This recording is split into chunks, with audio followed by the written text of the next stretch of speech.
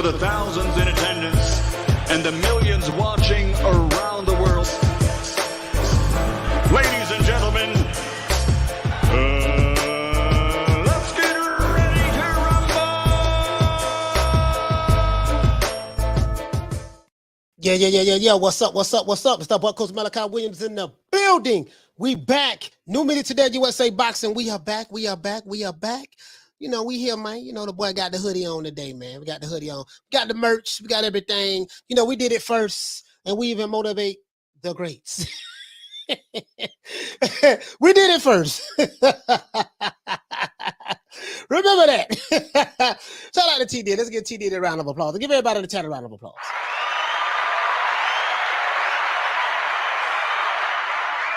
If you're new to the channel, please subscribe and hit the like button. If you're new to the channel, please subscribe and hit the like button, man. Lonnie Laughlin, salute to the brother Lonnie Laughlin, man. You know what I mean? Salute.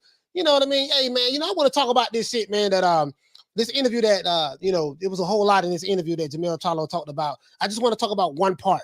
The one part that really stuck out to me was the part where he said that David Benavidez is too big. He's too big. He said David Benavidez really should be fighting at heavyweight or cruiserweight. You know what I mean? So I'm like, what the fuck you mean? You know, I meant to delve in that, but I didn't really like dive into that day. I'm like, what the fuck you mean he too big? He need to be like the dude 6 feet and a half. Jermall Charlo is 6 feet tall. Like literally, David Benavidez is like a half an inch taller. And like I'm trying to figure that out. And my thing is, okay, if apparently this is how Jermall Charlo feels, or someone on that side, because this fight hasn't been made already between David Benavidez and Jermall Charlo. Now I know what people are gonna say. Oh man, well he's a middleweight. Okay, cool, he's a middleweight, but he allegedly was willing to move up to super middle to fight Canelo. So if you're willing to move up to super middle to fight Canelo, according to the sources say, then why you wouldn't be willing to move up to super middle to fight David Benavidez? So you know, I guess they feel like Canelo is smaller. You know, he 5'8". Yeah, we can work him versus, you know, I don't know. But I want to talk about that. And we're going to talk about the fights that's going down this weekend. So let's give everybody a round of applause.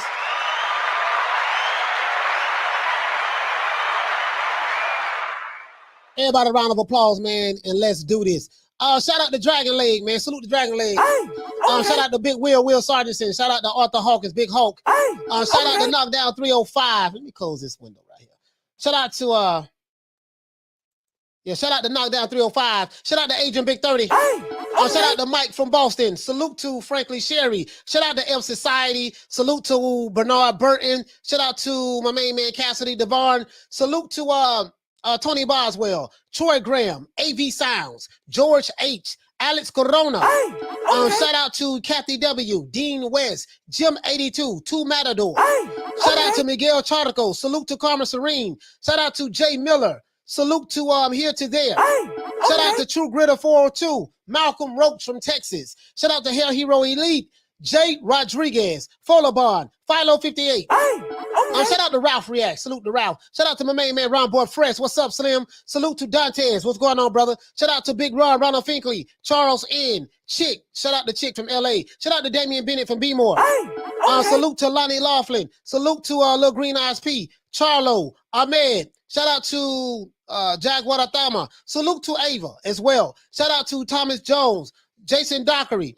Salute to Fistiana Fights. Salute the Misfits. Shout out to my brother Retro Boston and Documentaries, my main man Blood. Shout out to School of X-Man. Salute to School of X-Man. Sorry about that. Shout out to Mark Nash from the ATL, Rider of the Storm, Carl Hansen from Down Under, Philly Fly. Salute to Bless 365 from LA. Shout out to you, sis.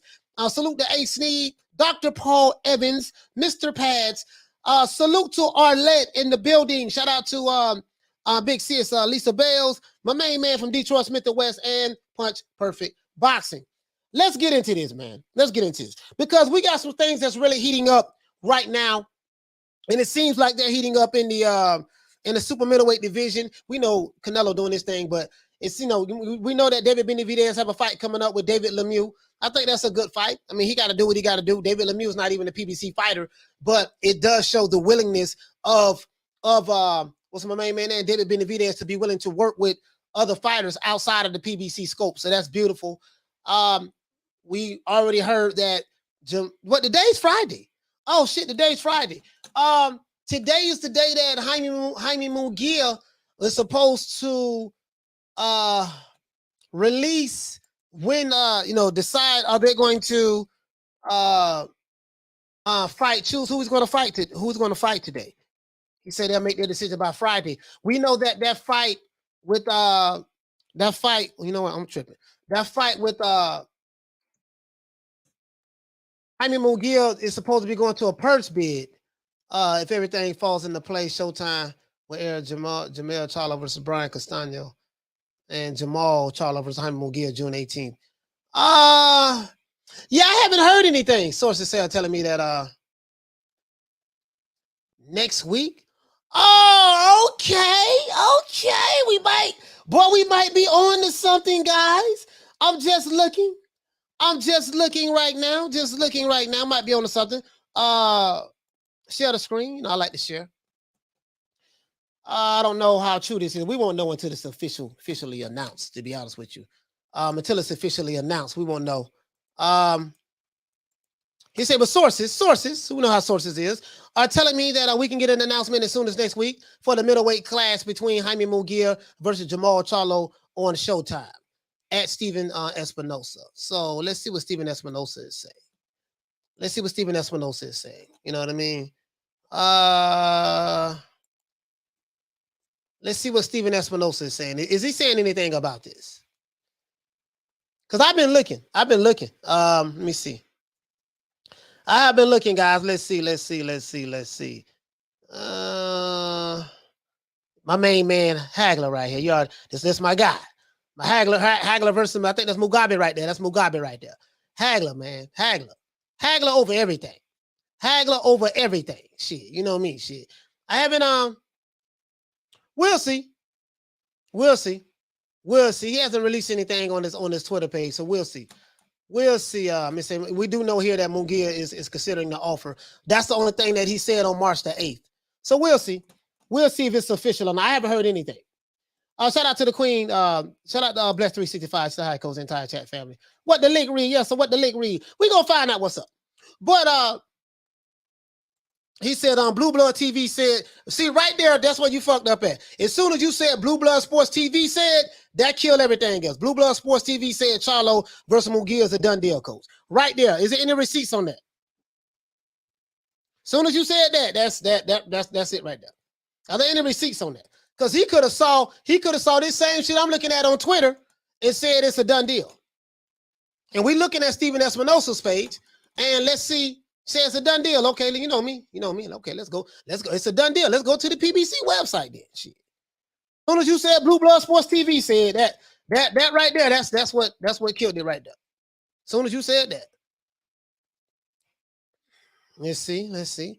There's nothing. Let's see if there's anything. Let's see if there's anything going on the PBC website. If it's a done deal, this is where to be at. See, let me show you something. Upcoming fights. Let's stop right there. Let's look at the full fight schedule. Right here, Tim Tszyu versus this guy on Goshua. That's a done deal. That's on the PBC website. That's official. That's a done deal. It's here, March the 26th. And Spence versus Ugas, April the 16th. That's a done deal. It's right there. Slim, he's celebrity saying, he said, I do that to get a rise out of Coach. Yeah. As soon as you said Blue Blood Sports TV said, that killed it right there. Because don't nobody lie more than that nigga there. Between him and the other nigga for them niggas be lying so much. I ain't knocking their hustle though, shit. I ain't get your money, shit. You know me over here, over here, we show receipts over here. Like if I say some shit, hold on, let me pull it up. No, this is what Bob M said. Let me let you hear the video. Okay, here's the article right here that's coming directly from Showtime. You know, that's how I do it over here. Shit, if I don't know it to be an actual fact, I'm like, hey man, listen, man, these sources say, you know how I feel about sources say. You know, I told you what sources say is. Sources say mean it's a rumor, a lie, or some bullshit, or some half truth. That's what sources say is. We already know that. But as soon as you say Blue Blood Sports TV say, nigga, that's automatically a lie. You already know that. He said PBC is waking up finally, making fights since Canelo out of the picture. They are working on David Benavidez versus Plant for September. Yeah, they should have been doing that. That's an in-house fight. Yeah, I got that right here too, fam. That's an in-house fight. They should have been doing that shit.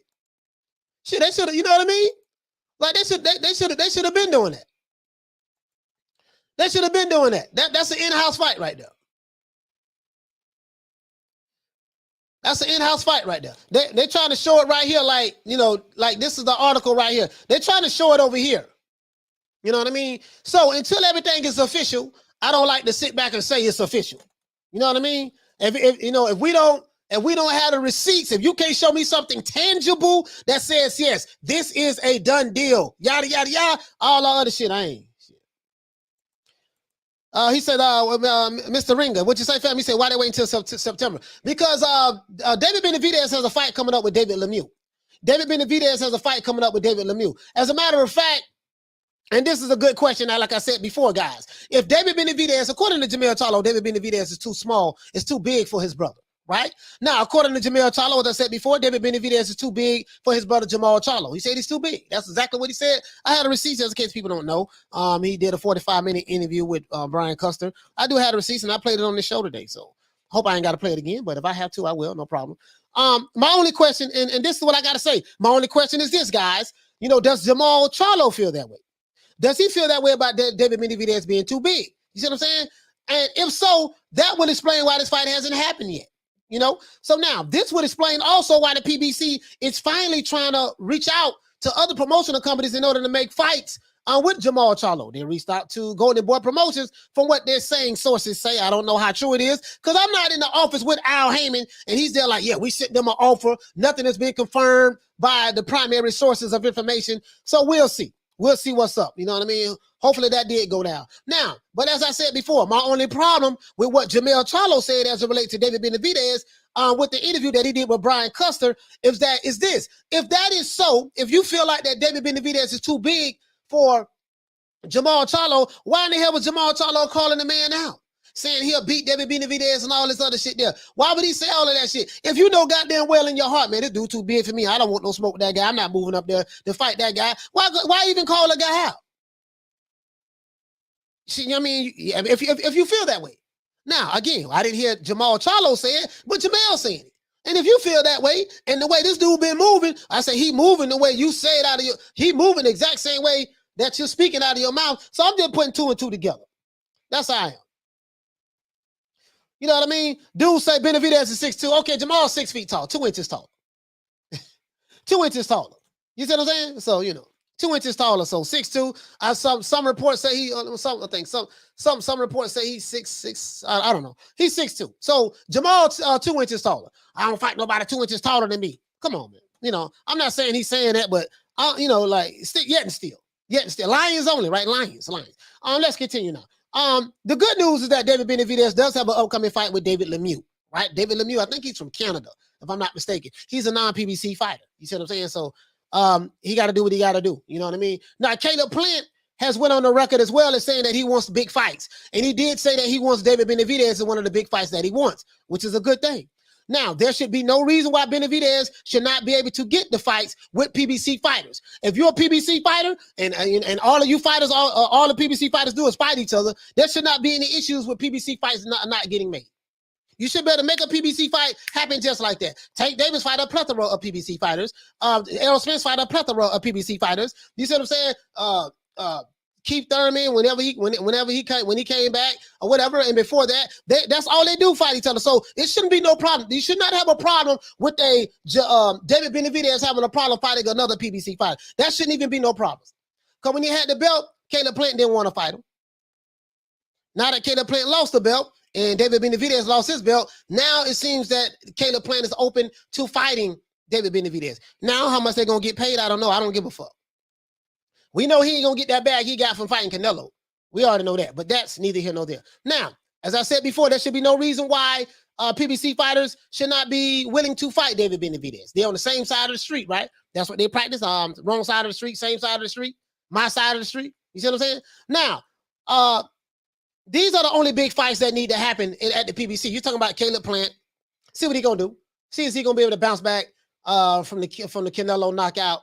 that he suffered in the 11th round. We're going to see if he's going to be able to bounce back from that. I want to see if David Benavidez, he has to get by David Lemieux first. David Lemieux is not a lot of small guy neither. He's got to get by David Lemieux first, and we'll see how that works out. If he can get by that, hopefully we can get that Caleb Plant, David Benavidez fight. I think, David Benavidez don't like Caleb Plant at all. Caleb Plant has a lot of good footwork. They say some of the alphabet boys, what the dude name, Officer Drew Titan said that Caleb Plant is black. He's really black. He has the slick black style. He just look white. Okay, yeah. We saw all that. He was doing the shoulder roll. He was doing the shoulder roll to Canelo. He was doing the shoulder roll. He tried to implement it as best he can. We saw how that ended, though. We saw how that ended. Now, David even said himself that he's been calling out Charlo and Plant for years. And this is facts. I have receipts where he's been calling them out. You know what I mean? But he can't make these guys get into the ring with him and fight him. And he's right. You can't make nobody do something they don't want to do. Let's see, guys. What are some of the options that David Benavidez might have if he gets by David Lemieux? We already looked at what's my main man name? Color Me Bad. What's Color Me Bad name? Caleb Plant.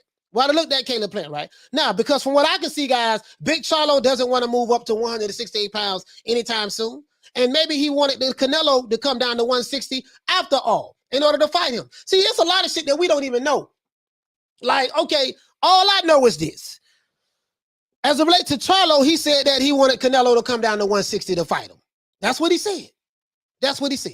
Now, I haven't heard anything that he said, yeah, I'll move up to 168 to fight Canelo. I know, you know what, as a matter of fact, I take that back. I think I did. I think I might have heard that one or two times somewhere, right? But I don't believe him. Because shit, you ain't willing to go up to fight David Benavidez. Well, David Benavidez doesn't bring anything to the table. Okay, so fighting Canelo at 168, what are you going to bring to the table to Canelo? When you don't have a belt. You say David Benavidez ain't got no belt. He don't bring nothing to the table. Okay, if you fight Canelo at 168, you don't have a belt. You don't bring nothing to the table. You in the exact same situation that you say David Benavidez is. You in the exact same situation to Canelo that you say David Benavidez is in to you. It's the exact same shit. One guy you say don't bring nothing to the table, while you say that in one breath, while ignoring the fact that you ain't bringing shit to the table in another breath if you move up to 168. So now, as of late to David Benavidez, he's 25. He wants to smoke.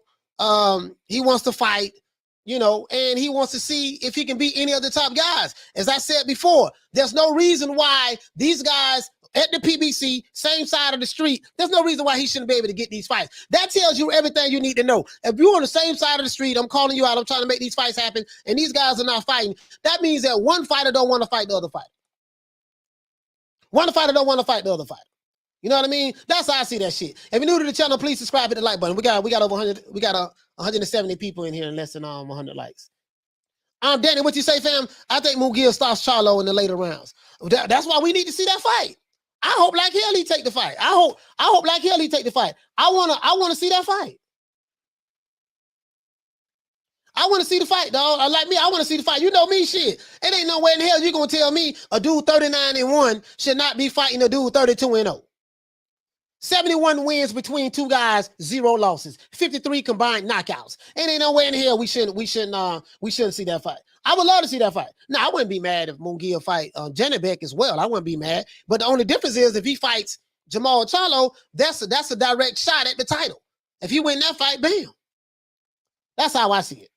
He said Munguia Charlo, winner face Nello. There you go. Yeah, but they 160. See, this is the thing though. Like, the reason why I don't take that shit serious, bro. The reason why I don't take that shit serious, because Canelo ain't coming down to no goddamn 160. You see what I'm saying? He ain't coming down to no 160, though. Let's be real. This the same dude. This the same dude now. Hold on, this the same dude. This the same dude. I'm sorry? 160 is my weight division. I want to unify. I want to get Golovkin in the ring. I want to bring him to Houston. You know what I'm saying? I want to get Canelo out here to Houston. If they really to come down to 160, this is my weight division. Right on the head, man. This is what he said. So how that fight was going to happen? Cool. Canelo ain't coming down to 160. And apparently you ain't moving up to 168. So all that shit was some bullshit anyway. All that shit was some bullshit. All this shit about he turned down 100 mil and I don't believe, all that shit sound fugazi to me now. All that shit sound fugazi to me. You trying to tell me a lion? As a matter of fact, hold on. Let's play the goddamn receipt shit. Let's play the receipt. Let me find the receipt. Hold on. Let's play the receipt. Family stuff going on. I don't know what's Hold on. going on. But I do remember. I'm trying to. Just, oh yeah, because you was once that guy at the. I'm trying to play the. I know. That's gonna be dope. Bear with me, guys. I'm gonna move on to what's next in my life. Bear with me, guys. I'm trying to pull it up because I don't want nobody thinking I'm capping. It's that type of game in this world. Matter of fact, wait. Hold on. I think I got it right here. Hold on, guys. Hold on. I took notes.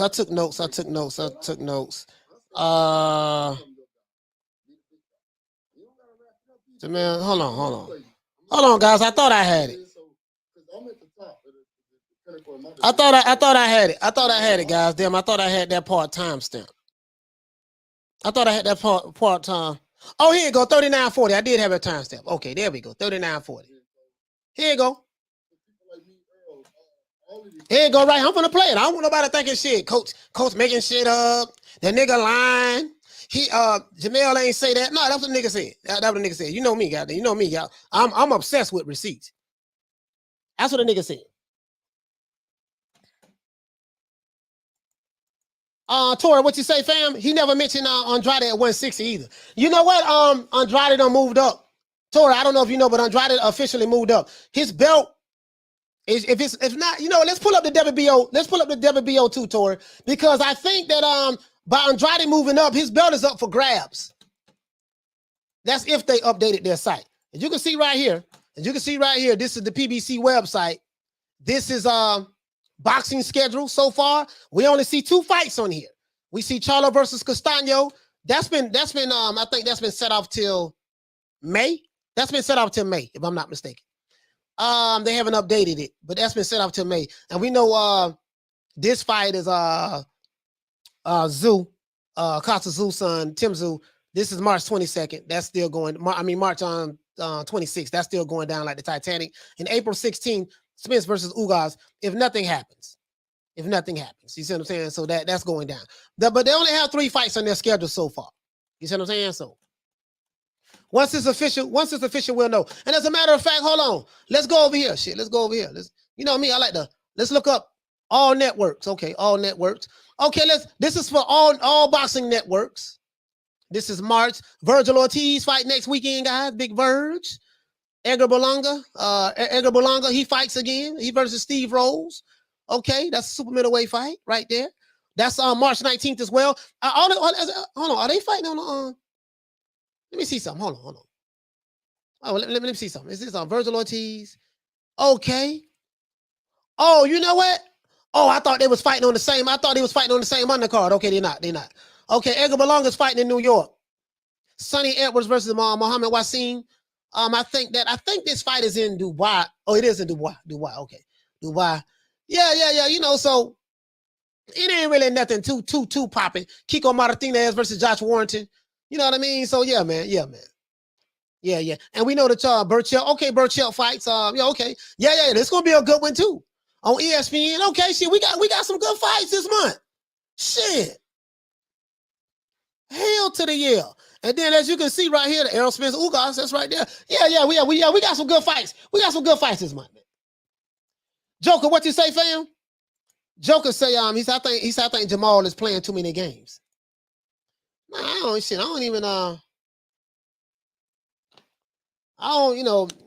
don't think he really playing games. I think the nigga just don't, I don't know if he playing games. I just think he being strategic, like, you know what I mean? I just think he being strategitic, to be honest with you. But this ball is taking the easy matches. Fight another ball. That's what I think. I think he just, he being very strategic. Hold on. I'm gonna pull it up right now. I got the receipt right here. You know me, I keep the receipts. Hold on. We go ahead and we do a refresh right quick. Hold on, guys. We do a refresh right quick so we can see that's 39. And I got a timestamp at the 39-minute and 40-second mark. Okay, here you go. Oh, let me let you guys hear it, okay? So I don't want nobody thinking I'm making shit up. Now, and that's what tripped me out. Okay, David Benavidez is 6'2". What the fuck? Mike Tyson was fighting. Mike Tyson 5'10", 5'10" and a half. He fighting heavyweight 6'5", 6'3", 6'4", 6'6". He would have said, "Oh man, they too big. Oh, they too big. I can't. I don't know, man. I can't. But I move up for Canelo. Oh, but no, I ain't gonna move up for Canelo. But they too big." I'm like, man, come on, man. All right, come on. This shit is. I kind of feel bad for David Benavidez, to be honest with you. Kind of feel bad for him. I'm like, God damn, man, the man can't get no fights. Like, we can't. See, this is another thing we can't do, guys. We can't be punishing fight. We can't. Let's say a fighter is trying to make a fight with another fighter. We can't say we want to see big fights in one breath, and then for a fact that this one fighter is actively pursuing this fighter to try to make this fight happen. Called him out, went to his baby mama house, slapped his dog, went to his church, cussed out the preacher, followed him at the beach, follow him at the grocery store, and then when this fighter don't land the big fights, we talk bad about, oh, he ain't fought nobody. Okay, but the guy who you say somebody, he trying to fight, but y'all ain't, come on, man. They don't never keep that same energy. That's all I'm saying, bro. Like the shit befuddles me. The shit befuddles me. Texas man, he said, much love, coach. He said, I got Bibble for the upset. Charlo was never going to fight Benavidez. And you know what? That goddamn Bibble, boy, I think that's a 50-50 fight, bro. I think that fight going 12 rounds. If Canelo can't get him out of there, I think it's going to go. Well, of course, if he can't get him out of there, of course it's going 12 rounds. Well, not really. He can get stopped too, but I don't think Bivol gonna be able to stop Canelo. I ain't gonna be able to stop him, but to me, that's a 50-50 fight. That's 50. A lot of people don't know nothing about Bivol, you know what I mean? But they're gonna find out. Charlo was never gonna fight Benavidez. Yeah, but he was faking moves though. He was fake. Hold on, man. Hold on. Let's do this first. Hold on. Yeah, man. There's a whole lot of pump faking that nigga been doing. Hold on. So Black African American fighters, we have to fight past the crowd right now. This is the year of 2022. 2022. We have to fight past the crowd. All right, so Brian Custer is going to ask him about. Hold on. I do not own the rights to this material. It's for educational purposes only. I do not own the rights to this material. It's for educational purposes only. This is why when I show these videos, you got to talk in between them and stuff like that. You got to talk in between them. What would a Charlo Caleb Plant fight look like? A wash. My brother knocks him out. Then they're gonna say, "Oh, you just knocked out the same guy Canelo knocked out." What would we say? We would say, "Yeah, okay, Canelo destroyed him already." So then Caleb Plant can box, he can move. Okay, here you go. But you know what? Here you go. Listen to this. Caleb Plant, Benavidez. Caleb Benavidez is too big. It's like, man, tell him to go to 160 and be the champion and fight. Tell Caleb Plant go fight somebody else. To me, he's not as much of an interesting fight for my twin brother. Okay.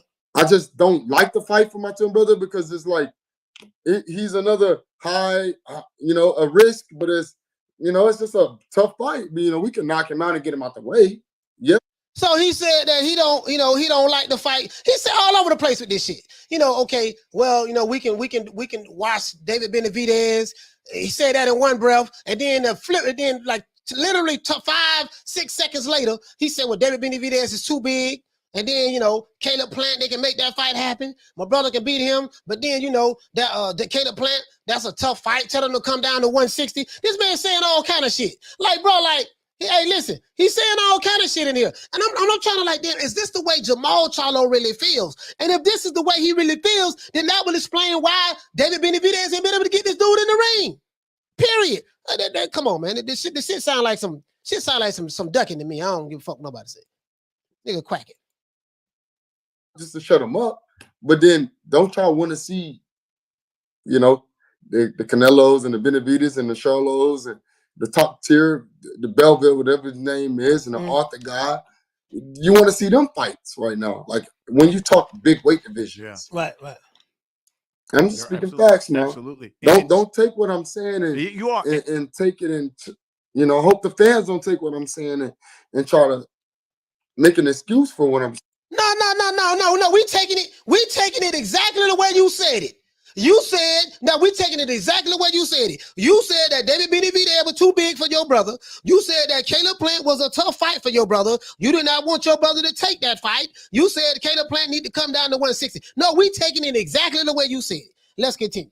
Yeah, now we ain't we ain't gonna play these crackhead games now. I ain't making an excuse for my brother. I'm not making an excuse for myself. I'm a warrior. I want the best, and I want my brother the best, but I also want the best for us as well. And I want a fair shake. And given that in this rematch with Castano, Okay. do you see Jermall Charlo Okay. stopping Brian Castano this time around? Okay, you're talking about Brian Castano. So I just want to show you the part where he said that David Benavidez was too goddamn big. So if he felt that way, and he said, I think he said it through multiple times. Remember, guys, this interview is 47 minutes long. I want you to take that into consideration. It's 47 minutes and 54 seconds long, right? So, you know, I timestamped what I could in it because I listened to the whole thing, right? So that's all I'm saying. So now, in my opinion, based on what Mel said, this is why we ain't got that fight. This is why we ain't got that fight. You know what I mean? So it is what it is. So, you know, Carlos, what you say, family? Said they're 32 years old. They know their time is running out. Well, this is the thing, though, Carlos. If they 32 and we know Jermell doing his thing in the junior middleweight division. But if they're 32, they know their time is running out. This should be the time that you make the fights. You feel me? Hey, Bless says, boy, Hush, you making excuses. But this ball been taking the easy matches, fighting other balls. Hey, the man say, you know, David Benavidez is a hard fight. He says it's a hard fight for my brother. You know, it's a hard fight for my brother. I really don't want my brother to take that fight. Why? Why you don't want him to take that fight? Why? There's nothing that I can do. Sorry, I moved my camera. There's nothing that I can do other than just be patient, let these boys keep talking that smack, and me be who I am. Damn, phone number falling. I mean, my bad. Look. like why? Why we don't want those fights? Why? I'm just saying. You see what I'm saying? Like, shit, I want the tough fights. Come on, man. Come on, man. You know what I'm saying? Like, shit, nah, man. The cherry picking got to stop. The cherry picking got to stop. Hold on. The cherry picking got to stop. Hold on, guys.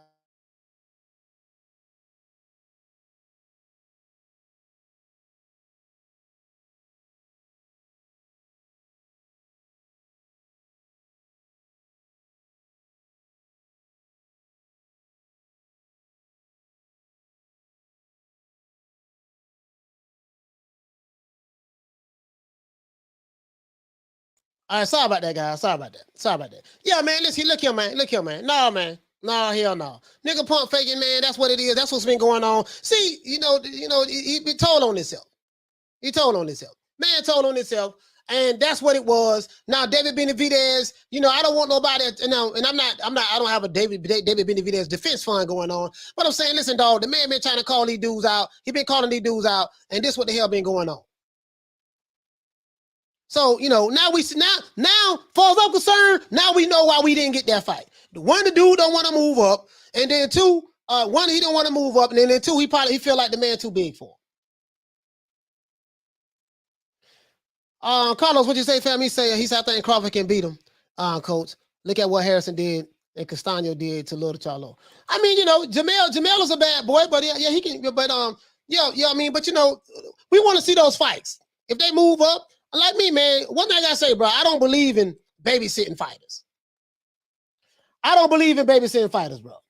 I just don't. If these guys as good as y'all say he is, and goddamn it, the only way we gonna know is they gotta fight. They gotta fight. The top guys gotta fight the top guys. We're not gonna, like, as fans, we're not gonna fall out with a fighter because he got a loss. Dude, if you fight a top guy, that's what happened when you fight the top guys. When you fight the top guys, you get wins and losses. That's how it is. That's how it is. When you fight the top guys, you get wins and losses. Period. That's how it is. We're not gonna look at you and be like, oh man, he got a loss, man. He washed up, he done. Nah, man, hell no. No. We don't. Boxing fans don't do that. You probably get these YouTubers that do that shit, but boxing fans, we don't do that, man. Because we've been watching boxing long enough. We understand, okay, the substance, the quality of opponent. Okay, he lost to a hell of a guy. You see what I'm saying? But he fought like a mug. So since he fought like a mug, we're going to continue to reward him by showing up with our dollars to pay to see him fight if he go to pay-per-view. That's how we see that, bro. That's how we see that. All that other stuff. He said, Jason said the only tough fight Charlo won is Canelo. I mean, come on, man. You see what I'm saying? Like that. Malcolm Rose, what you say, fam? He said, I don't think he has the confidence in his brother. And he doesn't just want to outright say he think he's gonna lose. You know, I'm just like, okay, like, hold on, let me show y'all some more receipts. Hold on, let me show y'all some more receipts. Show y'all some more receipts. Hold on. Shit, because this right here is, I mean, just for Maul. Hold on, we got Maul right here. Hold on, guys. Hold on. Let me see what's up. I'm the next Floyd. Hold on, guys. Hold on. Just a whole lot of. Hold on. I'm looking at this. Hold on. You know, this just like a little montage I got right here. If you're new to the channel, please subscribe to the like button. Hit the like button, guys. I want to open up the phone lines. We got over 100, but we need 200. Now, matter of fact, we're gonna open up the phone lines at 150. We need 46 more likes. Open up the phone line. 150. I'm opening up the phone line. Yeah, this just a little montage of like he's talking about here. He's talking about David Benavidez and what he'll do and all this shit there. And then hold on. It's just a bunch of pump faking, dog. Like I was, you know what I mean? Like all this pump faking. See right here. Here you go right here. Here you go right here. I keep the receipt now. Hold on. Here you go right here. See, there's a whole bunch of damn pump faking. That's that, you know. Hold on, guys. Hold on. As a matter of fact, I gotta refresh it. All right, this fight hype. This fight hype right here. Hold on. There you go. Let's go. Hey, what's up, dog? Somebody get that Benavidez on the line. Clown ass dude. This last year. I think I give a fuck about. This last year, tell me you want to get Benavidez on the line. He been trying to call him, he ain't answer. Yeah, and we still alive. Talking about in bed. Oh yeah, it is in Vegas. Let you hear that again. Just get y'all. Hey, what's up, dog? Somebody get that Benavidez on the line. Clown ass dude. Yeah, that's it. I think I give a fuck about. I've been trying to call him, he ain't answered. Say he been trying to call David Benavidez, he ain't answering. He's saying this last year. Well, you know, if he said this last year, but guess what? You know what? He been pump faking. You know why I say he been pump faking? So here you go right here. Benavidez can make 160. No, as a matter of fact, I'm gonna show you the video. Damn the soundbite. I'm gonna show you the video where he said it. Cause I found the video. I found the video right here. Here you go right here. Here you go right here. Let's go to the shorts. Hold on. Let's go to the shorts. Hold on. I found the video. Hold on. Let me see what my shorts at. What a shorts at. Let me see if you guys can hear this. Let me know if you can hear this. I mean, let me let you know. Let me know if you can hear this. Hold on. Benavidez is a 168 pounder that hasn't made the weight. He has no title. He has nothing to offer me. So that's why people keep mentioning Canelo and Golovkin, the higher stakes. I will fight Benavidez. All right. He's no problem to me. They talk alive, strong. I'm here and that. But it's different when you get in there. You got to figure something out. Man, don't listen to it. Hey, fans, y'all keep it locked. We got bigger things in store. I mean, if Benavidez can make 160, we can do it. If we can kind of catch weight in between one. He said Benavidez can make 160. They can do it. I know it's low. But as a matter of fact, let me see. I know it's low, but hold on. Let me see. Can I find the damn shorts? Why I can't? Let me see. Can I find the shorts? Hold on. I should be able to play it from my phone. Oh, you know what? Hold on. Home, history, home, shorts. Hold on, guys. Hold on. Let me see. Can I? History. Hold on. Oh, here you go right here. I got you right here. Here you go right here. I got you right here. If Benavidez can make 160, we can do it. If we can kind of catch weight in between 160 and 168. Benavidez is a 168 pounder that hasn't made the weight. He has no title. He has nothing to offer me. So that's why people keep mentioning Canelo and Golovkin, the higher stakes. I will fight Benavidez. All right. He's no problem to me. They talk alive, strong. I'm here and that. But it's different when you get in there. You have to figure something out. Man, don't listen to it. Hey, fans, y'all keep it locked. We got bigger things in store. Now that what he And said? Benavidez can make. He said that Benavidez can make 160. You know, goddamn well that man ain't making no goddamn 160.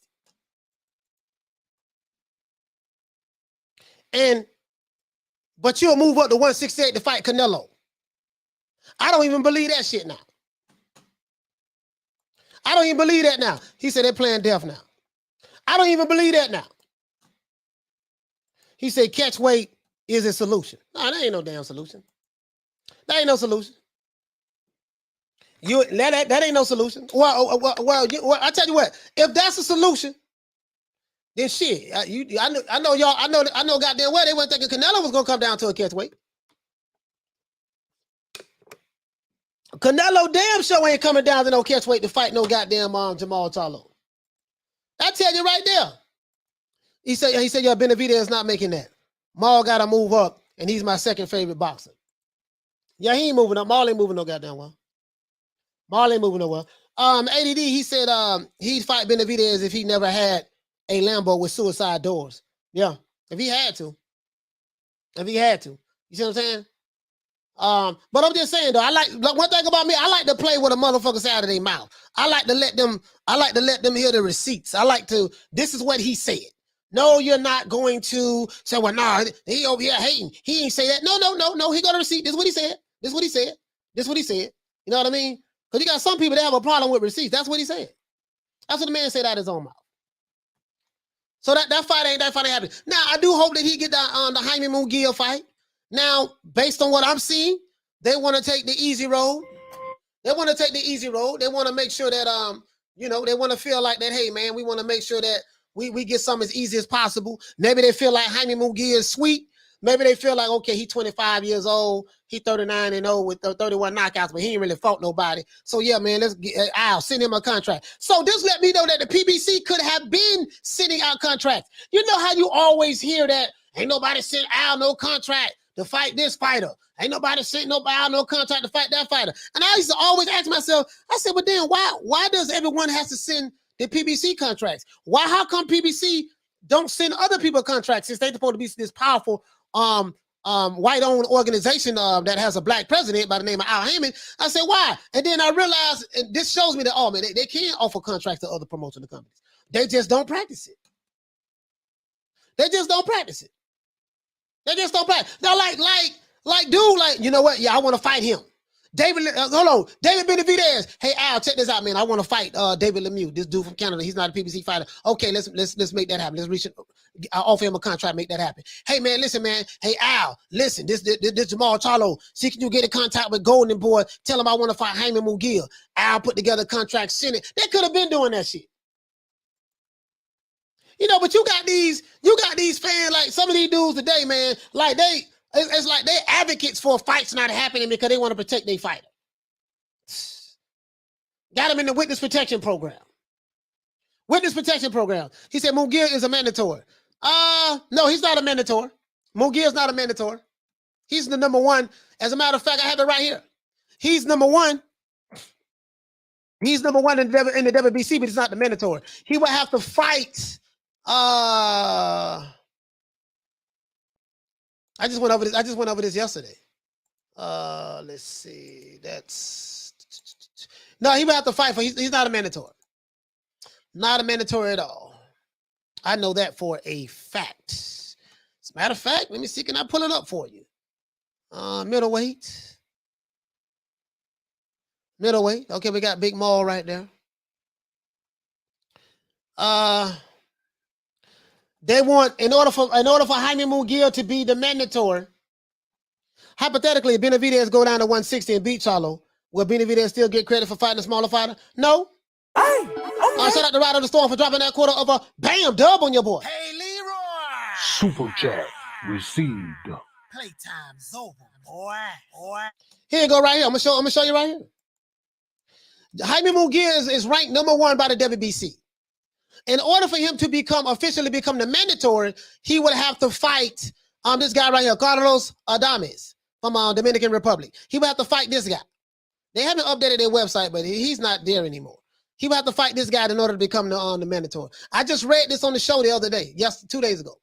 That's how I know. He's not the mandatory.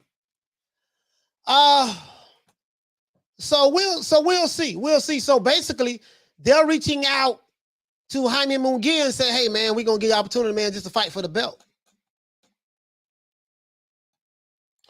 Just to fight for the belt. Milwaukee, money. What he say? Maul knocks out Munguia in 4 rounds. Guarantee. If not, I don't care if he wins. Easy work. I mean, that's why we need to see the fight. But you get what I'm saying, though, Milwaukee money? That's why we need to see the fight. That's why we need to see the fight, bro. Let's see. Giovanni, what you say, fam? His brother snitched on him, being scared of his size.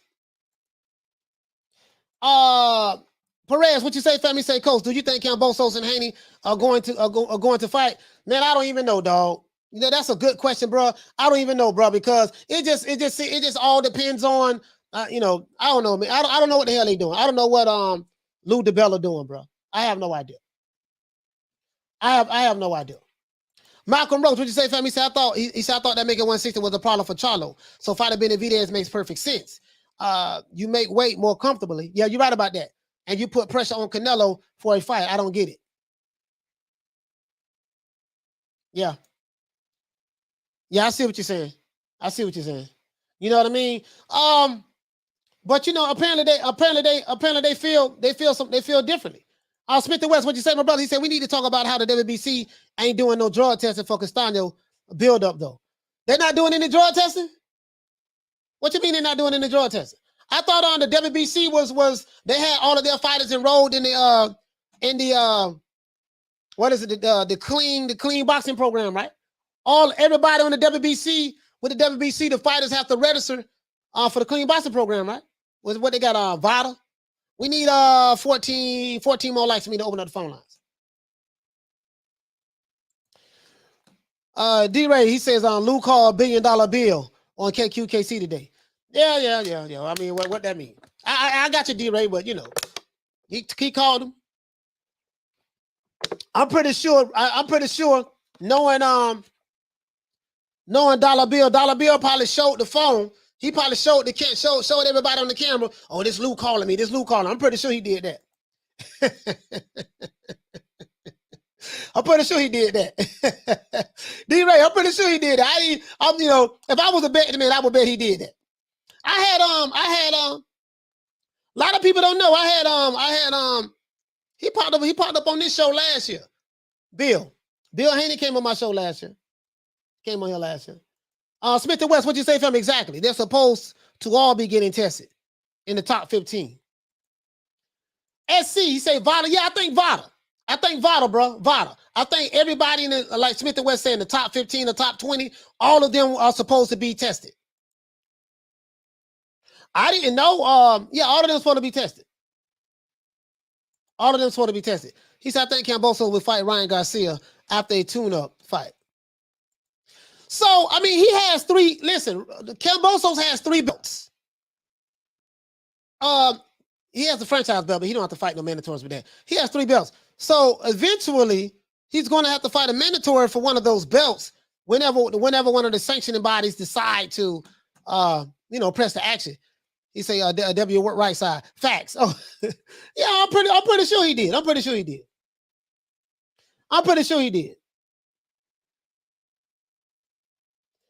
Miguel, what you say, fam? He said, I do was just repeating what Maul said about the drug testing. They're trying to say that Castano was on PEDs without saying it directly. No, as a matter of fact, no. Jermall Charlo said that. D-Ray says, that's what he did. He say that's what he did. They say, like you saw it, fire. Yeah, man. I didn't know he was on. I didn't know he was on KQ. I gotta go. Send KQ a cash out, man. KQ got some good do some good work. That's good. He got on Bill on there. Knockdown boxing. He say, but if you pop dirty, the WBC would change the rules, so the clean boxing program is a sham. It just depends on who it is, bro. I'm just being honest with you. Depending on who the fighter is, you know, the WBC changed the rules accordingly. WBC cricket as a $3 bill. Yeah, you already know that, so it is what it is. Smith and West, what you say? Boxing scene. Hold on. Hold on. Smith and West, I got you. I mean, I didn't even have a chat up like I was supposed to over here. Boxing scene. Oh, I see what you're saying right here.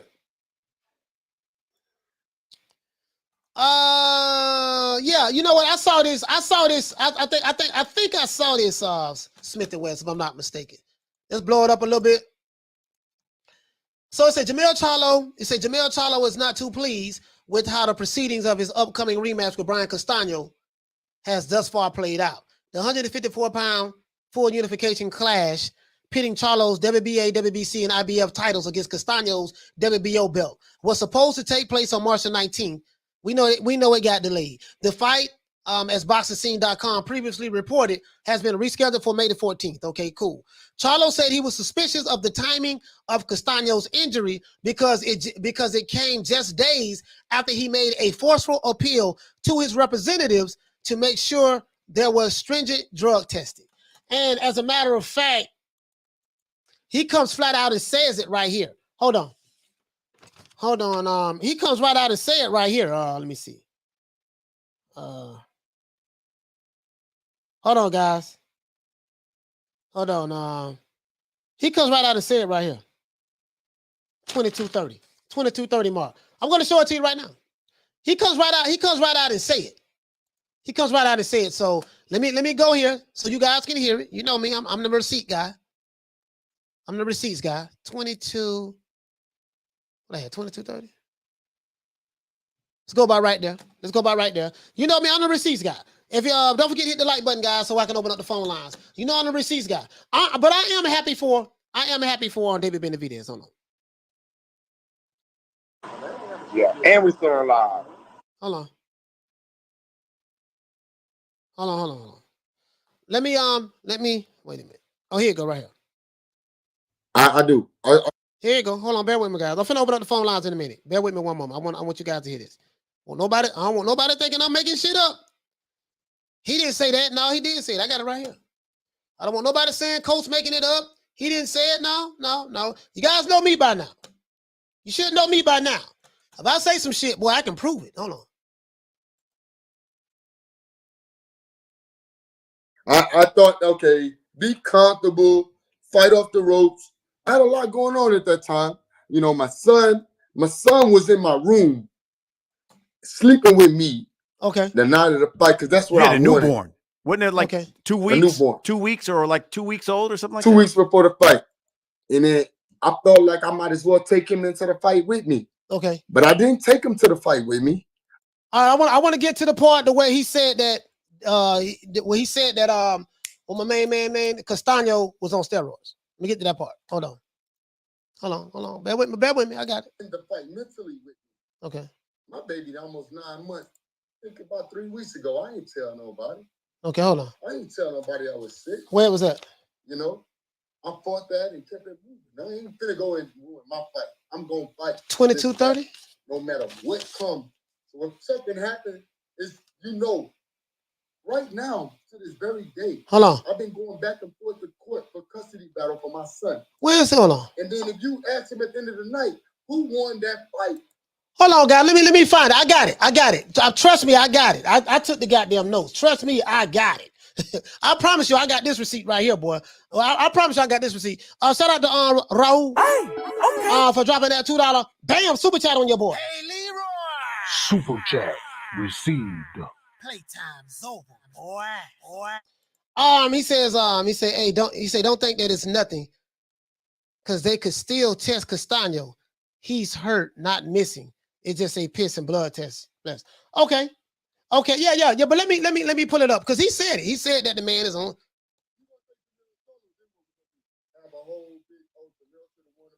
Hold on. Here you go. Here you go. I'm gonna go in there. I'm gonna fight.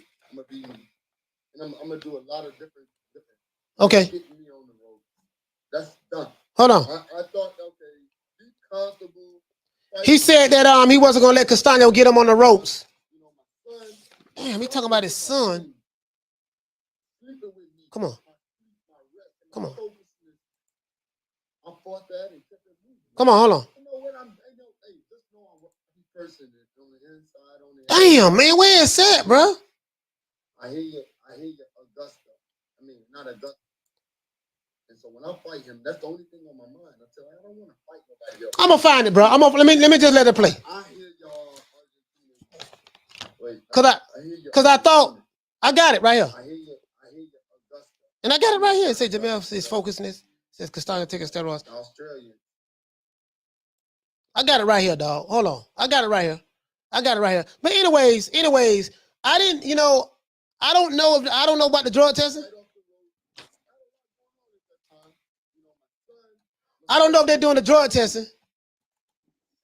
This is what I'm looking at.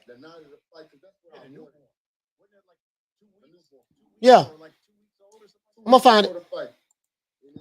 He say Mel trying to be undisputed. Yeah, he is. Facts. He trying to be undisputed. I'm listening right now. I want you guys to hear it. He said, I see you guys. Blessing. He say, I see all you guys later. Blessing to all. Yeah, shout out to you, SC. Shout out to you, fam. Nick says he had to be perfect that night. You talking about Castano?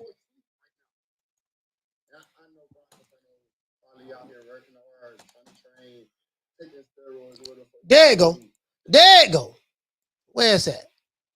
23 mark. There we go. I knew it was somewhere, man. Here we go. 23-minute mark. I took him in the fight. Here you go. Baby, almost 9 months, 10 months old now. All right, here we go. So now, here we go. Hey, it's a different ball field. I could get my all, you said the man taking steroids, my rest, and my focusedness to my son. They fucked up just off of that. They can't even mess with me just off of the fact that I get more sleep right now. Okay. And I know Brian Castano probably out here working hard, trying to train, taking steroids or whatever the fuck he got to do. That ain't gonna benefit him. He making complaints. If anybody was now, you heard what he said. He said, "I know Brian Castano is probably out here trying to train, do what he got to do, taking steroids." That's what he said. That's probably where that came from on Smith and West. That's probably where it came from. D-Ray, what did he say? He said, I got it. I ain't got it. There it goes. Where it goes. Yeah, here it go right here, y'all. I had to find it. Hey, D-Ray, I knew I had it. I say, man, I just heard it. I took the notes right here. I listened to that interview twice. So he believed that the Castano is on steroids. That's what he said. Jermell is the goods. He fights the best in his weight class. So if he feels that way, and I don't know what kind of proof he has, but if he feels that way, then of course he wants to make a big deal about drug testing and stuff like that. If he feels that way, phone lines is open. If he feels that way, that's probably why he said what he said. You know what I mean? So for Jermall Charlo, David Benavidez is too big for Jermall Charlo. He wants people to come down to 160. I haven't heard anything where he said, I'll fight Canelo at 168. The dude ain't moving up to 168. So I just find it very hard to believe that PBC had $100 million deal off on the table for Canelo to fight I could go for David Benavidez, but David Benavidez and Jermall Charlo, when Jermall Charlo specifically said that he's a 160-pounder, he ain't moving up to 168. And he said that he'll fight David Benavidez at a catch weight. Goddamn well, Canelo ain't gonna fight you at no catch weight. He the ace. As a matter of fact, he's the face of the sport of boxing right now. So I doubt if the guy who's the face of the sport of boxing is going to listen to a dude who a lot of people. Let's be honest, a lot of people really don't even. He's not no star like that. He's probably a star in Houston, but outside of Houston, just being honest, bro. Just calling the way I see it, bro. You know what I mean? So that's why I don't believe that shit. That's why I don't believe it. That's why I don't believe it, bro. I'm just saying I don't believe it. Because I'm like, shit, this dude ain't moving up. It said Kovalev, Kovalev wasn't too big for Canelo at 175. Shit, and Canelo what? Canelo what, 5'8"? Caller, what's your name? Where you calling from? Caller, what's your name? Where you calling from? It's D-Ray, coach. How you do? D-Ray, what the link read, fam? Talk to me. Where you calling from? Hey, man, great content. Omaha, great content. Omaha, man. D-Ray, talk to me, fam. Hey, so you said you had a bill on last year, huh? Yeah, I have. Yeah, matter of fact, I got. Hey y'all, hey man, you So I'm know, gonna go try to check that out. I I'm want to check it out. Go ahead. no, I'm obsessed. I'm obsessed with receipts. I'm obsessed with receipts. Yeah, I got. I forgot exactly what interview. As a matter of fact, he just popped up. I had dropped the link. It was one of those days I dropped the link, and let's see, Bill Haney, Bill.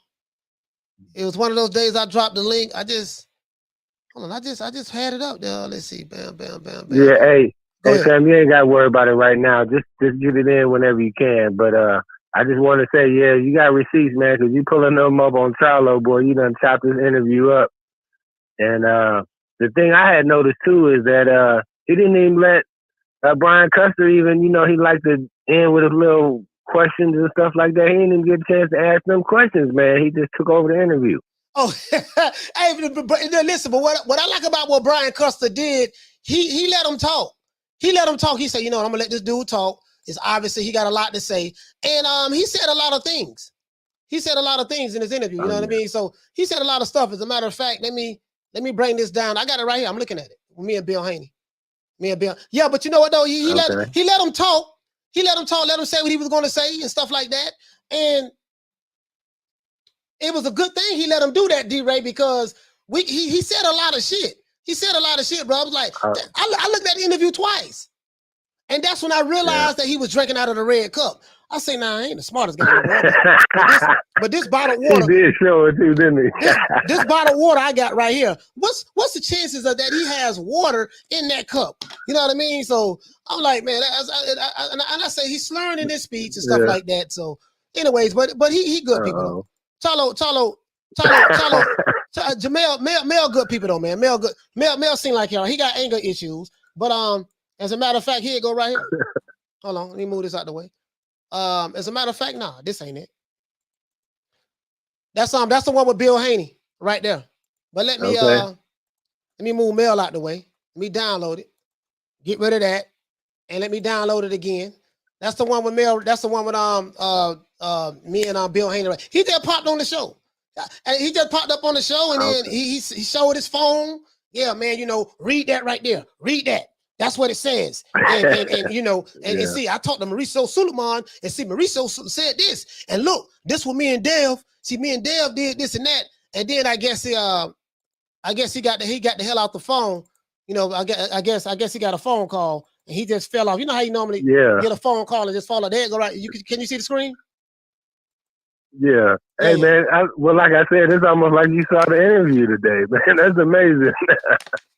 Hey, but Knockout is in the chat too, so because he was co-interviewing him, and they had some good stuff out of him. You know, they asked him, you know, and they just said they just trying to make that Cambosos fight, and like you said, Lou was on the phone, and you know, all that, man. But hey, I appreciate you, man. You is great content, bro. Keep doing your thing. God bless you. Yeah, man. God bless you too, man. Shout out to D-Ray, man. Salute to D-Ray, man. Omaha, Nebraska in the building.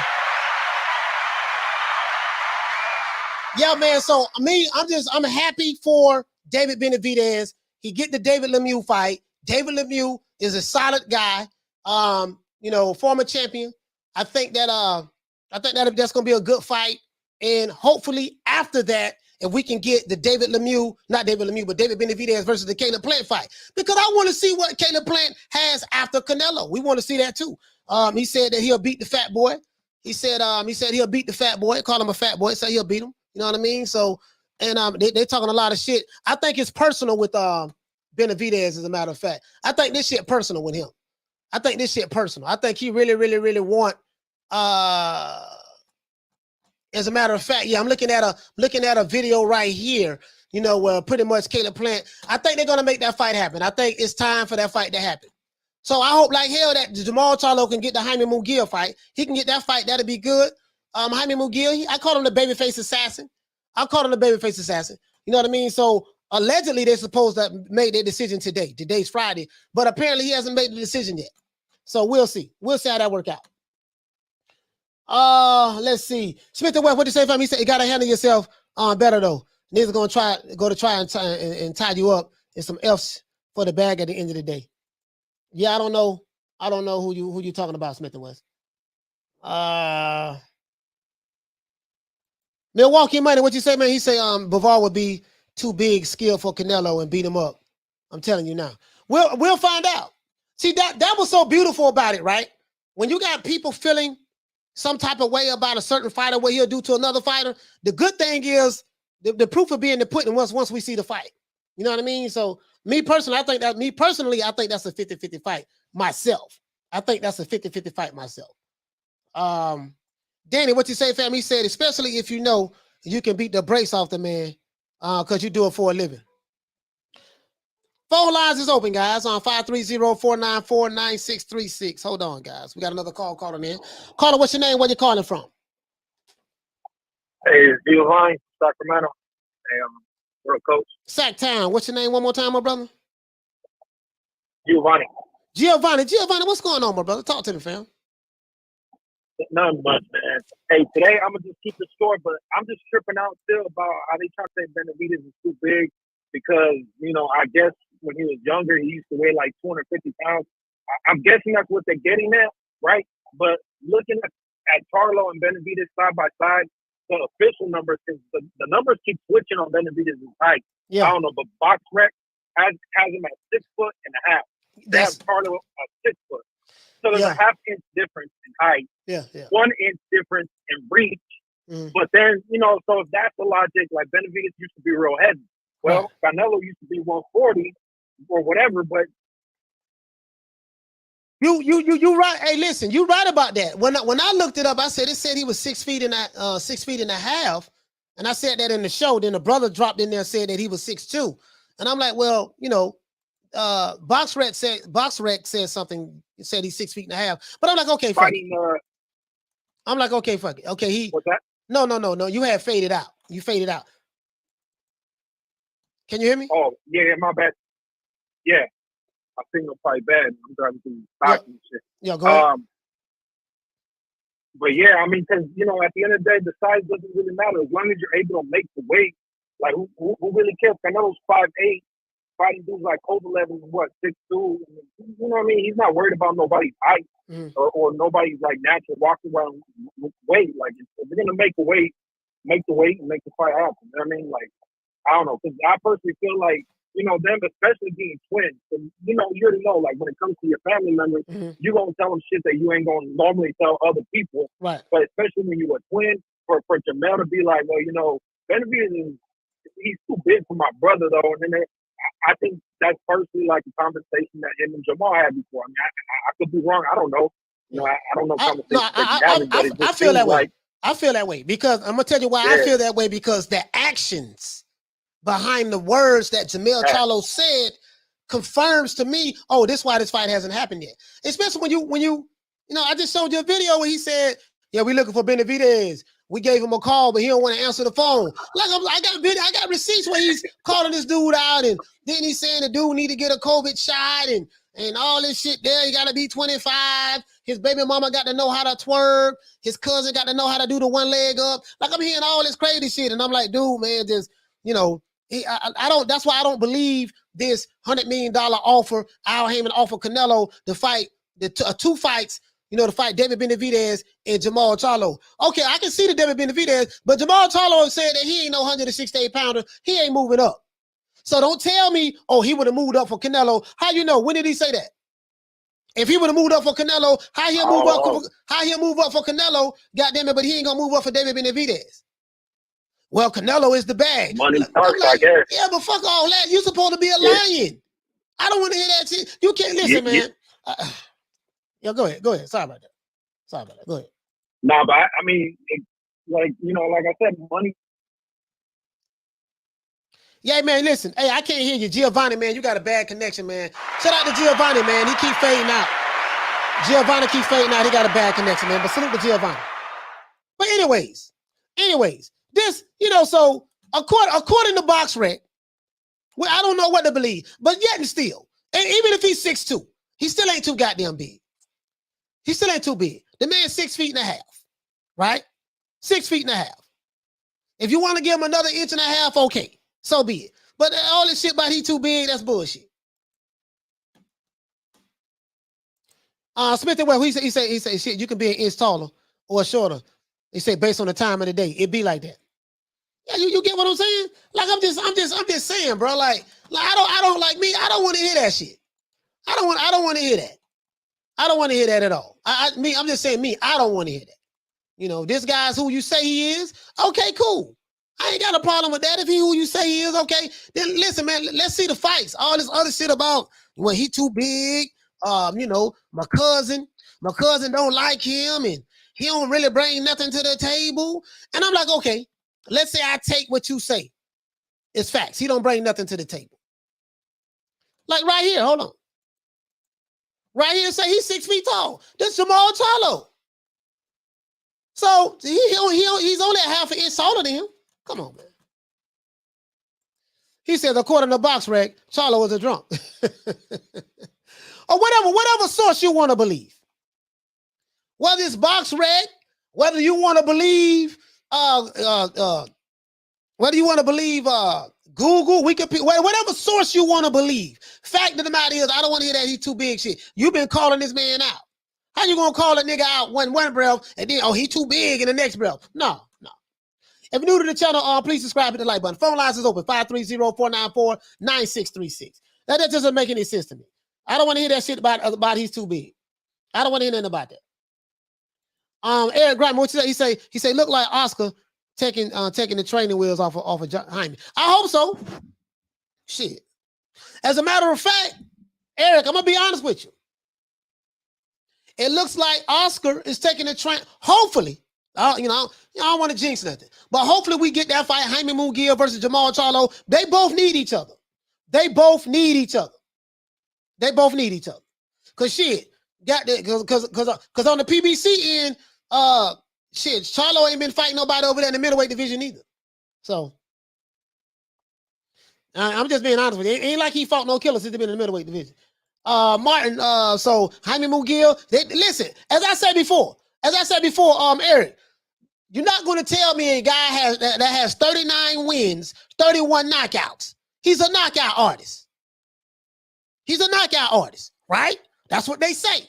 He's a knockout artist. 39 wins. Jermall Charlo has 32 wins. That's 71 wins between the two guys. 0 losses, and they have a combined record of 53 knockouts. One guy got 31 knockouts. Another guy got 22 knockouts. Come on, man. You're not going to tell me that this guy is not ready to fight for a title in the middleweight division unless you're saying that he really ain't ready because you know he got a padded record. Now, if that's what you're telling me, they just come out and say that. Nah, baby boy, see what it is. See, baby boy, see what it is. See, check this out, dog. You see what it is, See what it is, baby boy. See what had happened was. See, see what it is, baby boy. Yeah, he got 39 wins, 31 knockouts. But see, baby boy, he was knocking out Uber drivers and stuff like that, baby boy. See, we kind of worried about Jermall Charlo. All right, well, shit, Jermall Charlo went life and death with one more time, so you ain't really got too much to worry about. Y'all just get in there and squab it up. See, I think the boxing is all about matches. Like you can create excitement based on who you fight. Like perfect example, you can have a fighter like a Jermall Charlo. He fight a Dennis Hogan or whatever the case may be. Dennis Hogan ain't gonna be much of nothing. No, forget Jermall Charlo. You can have a fighter like Caleb Plant. Caleb Plant, he fighting Vincent Fagan Butts, and he fighting the other dude. What the other dude name? Caleb Trox. Ain't nobody paying to see that shit. This boy from Ashland, Tennessee. Don't nobody know who he is outside of the trailer parks that he come from. But as soon as he fight Canelo, bam, he get the notoriety. You see what I'm saying? People was excited about that fight. Why? Because of the moment, the magnitude. Basically, this is, whoever win this fight is going to be the first. Whoever win this fight is going to be going to history books. This is going to be the first time in history you had a undisputed super middleweight champion. You see what I'm saying? So I'm not saying that this fight between Jermall Charlo and Jaime Munguia is on that level, but what I'm saying is this: Jaime Munguia is an up-and-coming star.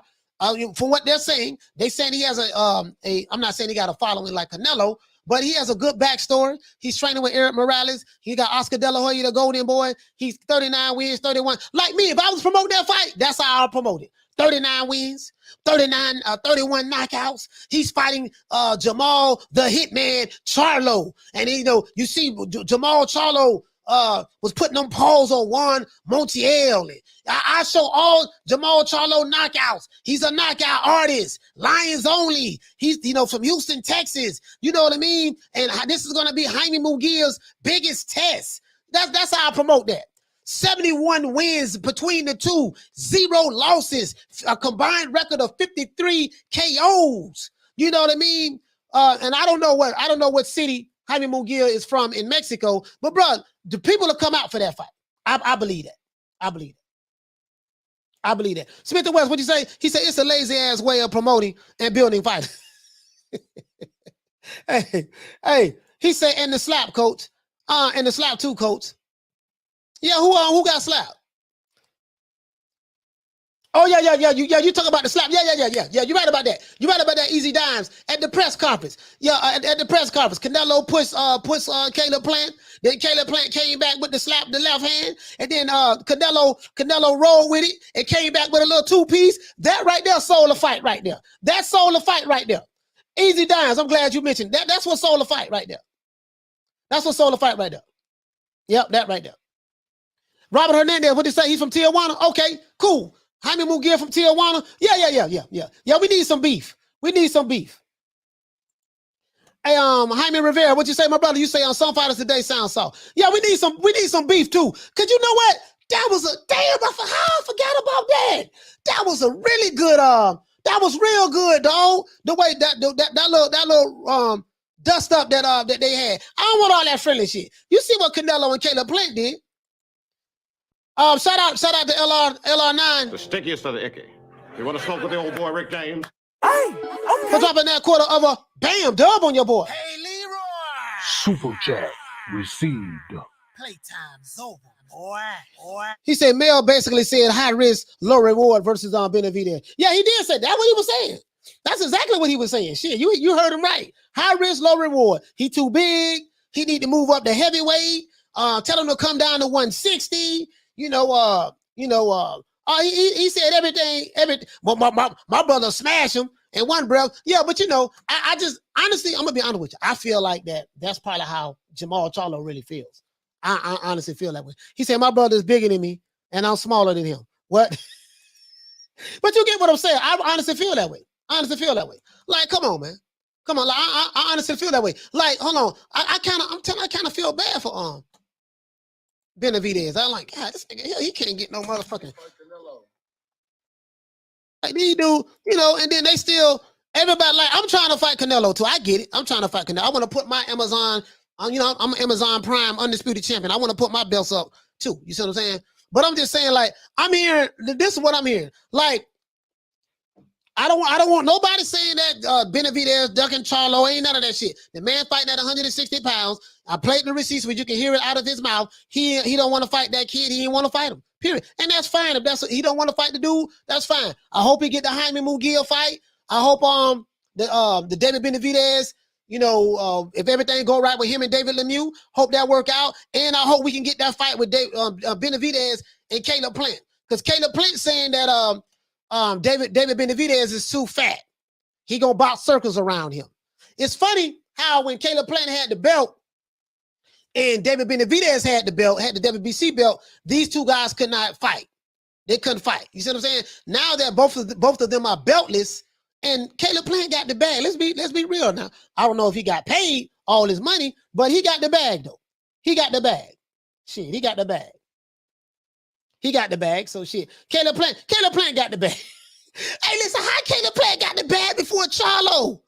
Jermall Charlo been calling out, been saying Canelo name for a minute.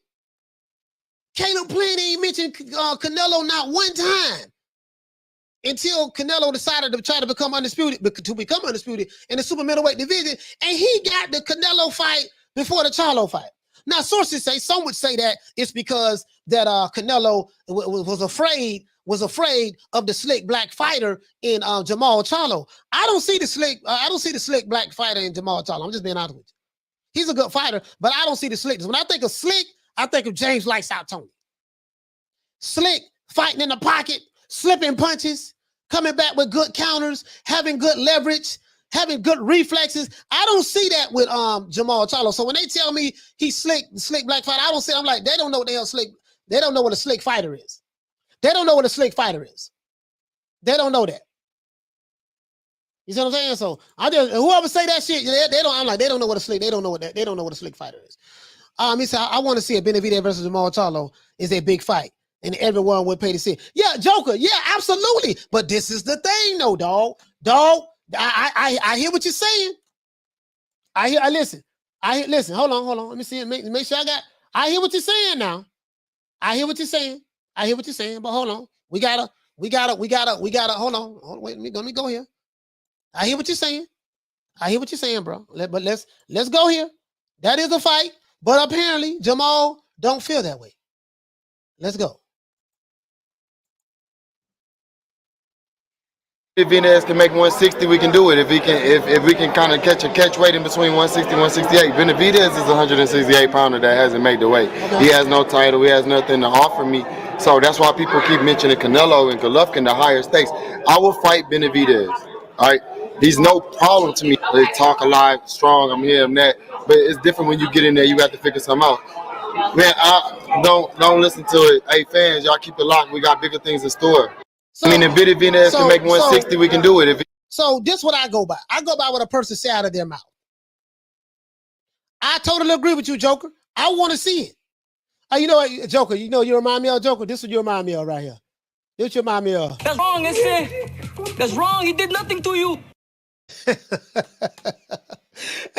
You get what I'm saying, though. You get what I'm saying? Like, I go by what a motherfucker say out of their mouth. I don't go by what a YouTube channel say. Well, this YouTube channel, they real close to the PBC. This is what they say. Man, fuck what they talking about. Let's go to the primary source of information. What did the primary source say? Who the YouTube channel is talking about? This is what he said.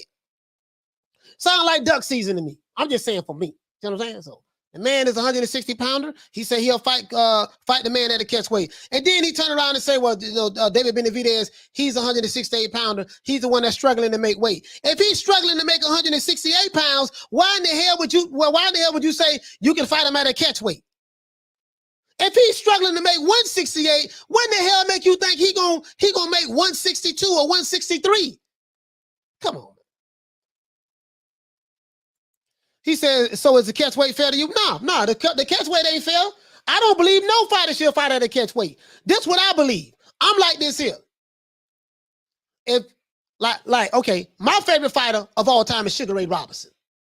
Now, fighters have fought catch weights in the past, but if you are who you say you are, and you want to fight me in my division, no, you're going to move your ass up right here. We ain't fighting no motherfucking catch weight. If you want to, I'm going to be just like Hagler. No, I'm staying right here. If you niggas want to smoke, come right here. No, we ain't going to fight at no 158, no 159. I'll fight at 160 like I said. If you want to smoke, nigga, this where it's going to be at. If you want to move up to fight me. You know what I mean? If you don't want to fight me, okay, fine. You don't want to fight me. But I don't think catch weights is fair to me. I'm not a fan of catch weights. I'm not a fan of catch weights. If the nigga too big for you, don't try to fight him then. If he too big for you, don't try to fight him and say, yeah, I'll fight you, but let's fight at the catch weight. No. Is he too big for you? Yeah, he too big for me. Okay, then don't fight him then. Fight somebody that's your size. That's where I'm at. That's where I'm at with it. He said, duck season year round now, coach. Yeah, man. That's where I'm at. That's where I'm at with it. That's where I'm at. You see what I'm saying? If you feel that way, don't fight him. Don't fight him. Don't be picking and choosing when you want to move up. Well, I'll move up to fight this dude, but I ain't gonna move up to fight that dude. No. We not gonna play these crackhead games today. True. Shout out to the LRN, LR9 for dropping that quarter of a bam dub on your boy. Hey, Leroy. Super chat received. Playtime's over, boy. My brother said Jermall kept Charlo. Jermall Kittens only Charlo. Mel actually wants to be great. Yeah, Jermell, he's very emotional, but I like Jermell. Jermell want to fight. And that's all I give a damn about. What you say? Unknown caller. Hold on, guys. Hold on. I got you. Caller, what's your name? Where you calling from? From Chicago, man. How you doing? Solano. Hold on, my brother. What's your name, my brother? Nick from Chicago. Nick from the Chi. Talk to me, Nick. Talk to me, fam. Chi-town in the building. Appreciate you, man. Great show today. Great show. Hey, I just wanted to call to tell you, man, I disagree with the ducking. And I want to tell you the biggest duck probably that's happened was Canelo ducking. So I just wish there was the same energy, man, about Canelo. People don't make shows about him avoiding these guys, but then they say Charlo's ducking this guy, Charlo's ducking that guy. Can we have the same energy towards Canelo? I mean, why are people supporting this? I don't understand it. No, I'm gonna be completely honest with you. I have said that. I've been on record numerous of times saying that. Listen, man, Canelo, when he dropped that belt, I got the receipts. When he got elevated to the franchise belt. Now, when he dropped that belt, got elevated to the franchise belt, he ended up fighting Triple G, and he fought Daniel Jacobs. Right. So I had to look at it. But I had to look at it from both. I had to look at it both ways. I'm not going to lie to you. I had to look at it both ways. He didn't fight Jermall Charlo at 160, right? I think that's 160 pounds, if I'm not mistaken. Right. He didn't fight him at 160. He ended up dropping the belt. Right. He got elevated to the franchise belt. But then I looked at who did he fight after that. He fought Triple G and he fought Daniel Jacobs. So for me to look at it, say, okay, do you look at Canelo fighting Triple G? And at that time, Triple G was rated as the #1 middleweight in the world. Do you look at Canelo avoiding Jermall Charlo to fight Triple G and Daniel Jacobs? Do you look at them as Canelo taking the easier route by fighting those guys? Like, how do you look at that? I'll give it to him. That was a respect. Right. He fought a top Triple G I believe at the top of his game. But now we go back, and how can we justify him fighting him a third time? Triple G that's over 30, 35, 36 years old now. Nah, Triple G, no, Triple G 39, if I'm not mistaken. I think he's 39 years old. Oh, let me see. I'm finna tell you right now. Hold on. Good night and good luck. And I think he's 39. But see, this is the thing though, right? I'm gonna be honest with you. Like, I'm not a part of the Canelo Alvarez defense team. You know, I'm not gonna be this guy that just I agree with everything Canelo does. You know, Canelo this and that. I'm not a part of the Canelo defense team. But when I'm being objective, yeah, he's 39 years old. I got it right here. He's 39 years old. When I'm being objective, I'm like, okay, he didn't fight Jermall Charlo, right? He didn't fight Jermall Charlo, but then he did fought Triple G. So I got you. You get what I'm saying? So we gotta look at that too. Now, if he would have not, let's say he would have not fought this Triple G right here. He's 39 years old. Let's say he would have not fought Jermall Charlo, but he went ahead and fought Juan Montiel, or he fought Shawty Big Nuts. You know, just throwing some names out there to be facetious. Right. If he would just fought a no-name guy, then you can say, "Oh man, this motherfucker, he ducked Jermall Charlo, and he fought this no-name guy that don't nobody even know of." No, that man fought Triple G and he fought Daniel Jacobs. No, I got you. You get what I'm saying? And then when I look at Jermall Charlo, I'm saying, okay, he's been in the middleweight division for 5 years. Who has he fought? I got you. You see what I'm saying? I gotta try to balance it out and say, okay, you know, you make a point right here as it relates to Jermall Charlo, but then Canelo did go on to fight Triple G and he fought Daniel Jacobs. And when I look at Jermall Charlo, I'm like, who is he fought? I'm like, he didn't fight Triple G, he didn't fight Daniel Jacobs, he didn't fight Andrade. Because people say that, hey man, you know what, Canelo didn't want to fight Andrade either. He said he ain't fighting him, he's a horrible fighter. So I look at that as him. In my opinion, I look at him as ducking Andrade as well. Just like I feel like Jermall Charlo has ducked Andrade. Just like I feel the same. I feel the same way about that. But I'm like, but he did fight Triple G in Daniel Jacobs. So that's how I look at it. But we do know one thing, that Canelo was offered a fight by PBC, and the people that are saying, "Oh, well, he doesn't want to fight because it's about the money." Well, he left $15 million on the table. So what's the excuse now? Well, I don't know. He left money. I don't listen as it relates to the business aspect of it. I don't know exactly what went into why Canelo made his decision to not fight with the He fought on the PBC already. He fought on the PBC already. But what went into it, I have no idea. But what I don't believe is this. Let me tell you what I don't believe. I don't believe that Canelo is afraid of Jermall Charlo. I don't believe that, oh man, the reason why he want to take that fight because of Jermall, he was afraid of Jermall Charlo. Not that guy. You're going to have to convince me. See, this is what you're going to have to convince me, right? And I have this argument all the time with, not argument, but I have this all the time with people, right? When you tell me that Canelo avoided Jermall Charlo. Now, some people may say he avoided Jermall Charlo, as I said before, because he's a slick black fighter. Well, I just broke that down. He's not a slick black fighter at all. You know what I mean? He doesn't fight slick like that at all. He's but hear me out. We don't know. Go ahead. Okay. Go. No, we don't know because he's been off for so long. He might have incorporated that slickness into his repertoire. We don't know. We haven't seen him for so long. We do know. We saw him when he fought Juan Montiel. He went 12 rounds with him. He didn't show no slick black fighting. We saw when he fought Sergey Derevyanchenko. We do know. Like, I'm looking at, when he fought Dennis Hogan, Brandon Adams, I think one of these guys had to move up. So my thing is this here. I get what you're saying, but you're going to have to convince me that where I have trouble at is this. You're going to have to convince me that, okay, Canelo is afraid of a guy. He's fought Jorge Sebastian, Hugo Centeno Jr., Matt Korobov. I'm not saying you're saying Canelo's afraid, but you have people who saying that. Brandon Adams, Dennis Hogan, Sergey Derevyanchenko, and Juan Montiel. So I'm like, okay, I don't see it, dog. I don't see it. I don't see it. I ask you something, Coach? Go ahead. Real quick. Do you feel that Canelo is on the level of a Julio Cesar Chavez? Do you feel that Canelo is on that level right now as we speak currently? I ain't gonna say that because I hold Julio Cesar Chavez in high regards. You know what I mean? So I'm not gonna say that. Just a different era, different time. I'm not gonna say that. But he's up there, but I'm not gonna say that.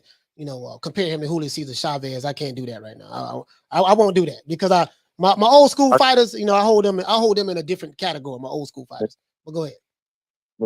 I agree with you 100%. That's why I said the comparison for Charlo to like a Tony or a Roy Jones Jr. I mean, we can't. They're not even close, man. I mean, those are the old school guys. Those guys are, built differently from a different cloth. Great fighters, phenomenal legends. Right, but as it relates to Canelo, you're saying what are you saying? You're saying that you feel that what you compared Charlo to James Toney, like a slick, boxer with power, with power. What I was saying, what I didn't mean to interrupt you, but what I was saying about that was slick. Like I think, like what's your definition of a slick black fighter? What's your definition of that? I mean, like a Pernell Whitaker, like somebody that can move around the ring, ring generalship, like a Floyd Mayweather, obviously, you know what I'm saying? But towards the end of his career, Floyd didn't have the power that he had at the beginning of his career. Now, when you incorporate power with the slick boxing, now that's a difference. Now we're talking legend status. All right. Slick, you know what I mean? Yeah, slick boxing. Slick boxing is when you can maneuver in the pocket. You can hit. Right. I mean, you can hit and not get hit. That's slick. That's slick boxing. Right. That's Chocolatito is a slick fighter. Right. Hell, believe it. Pernell Whitaker definitely Pernell was. Floyd was.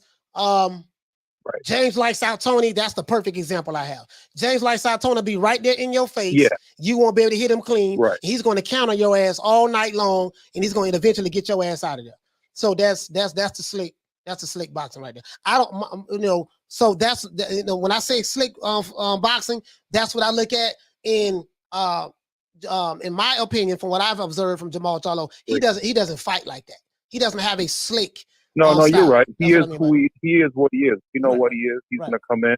He's a power guy. Mm-hmm. I agree with you 100%. But could it be that Canelo's afraid of that? I mean, you mentioned he's a knockout artist. Well, do you want to risk your career against a knockout? It only takes 1 second, one little moment in time to catch him. And he's been caught. Canelo's been caught before against guys that don't have power, in fights that probably couldn't put him away. So what's going to happen when he fights Charlo and this guy's looking to knock him out? He wants to put him on. He wants to make an example out of him. So that's why I feel like, does he really want that fight?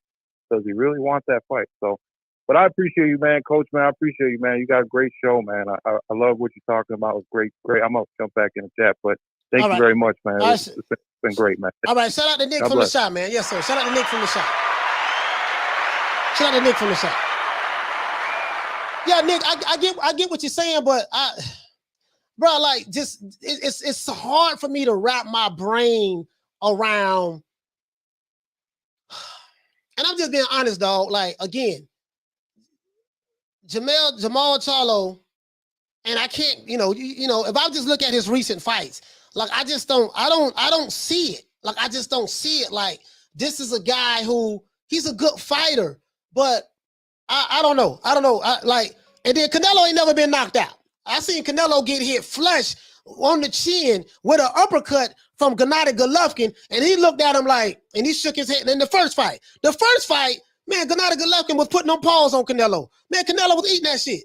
So hold on. I just find that hard to believe that Canelo would be scared of that dude. What the hell? Hold on, guys. Sorry about that. I was trying to answer the phone, but they hung up. Hey, caller, call back. Call back. Sorry about that. You get what I'm saying, though? I just don't see that, bro. I just don't see that. I just don't see that. I don't see that, bro. Like, Jermall Charlo ain't showed me nothing, so I can feel like, damn, Canelo scared of this dude right here, boy, because he's scared he's going to get knocked out. I'm like, caller, what's your name? Where you calling from?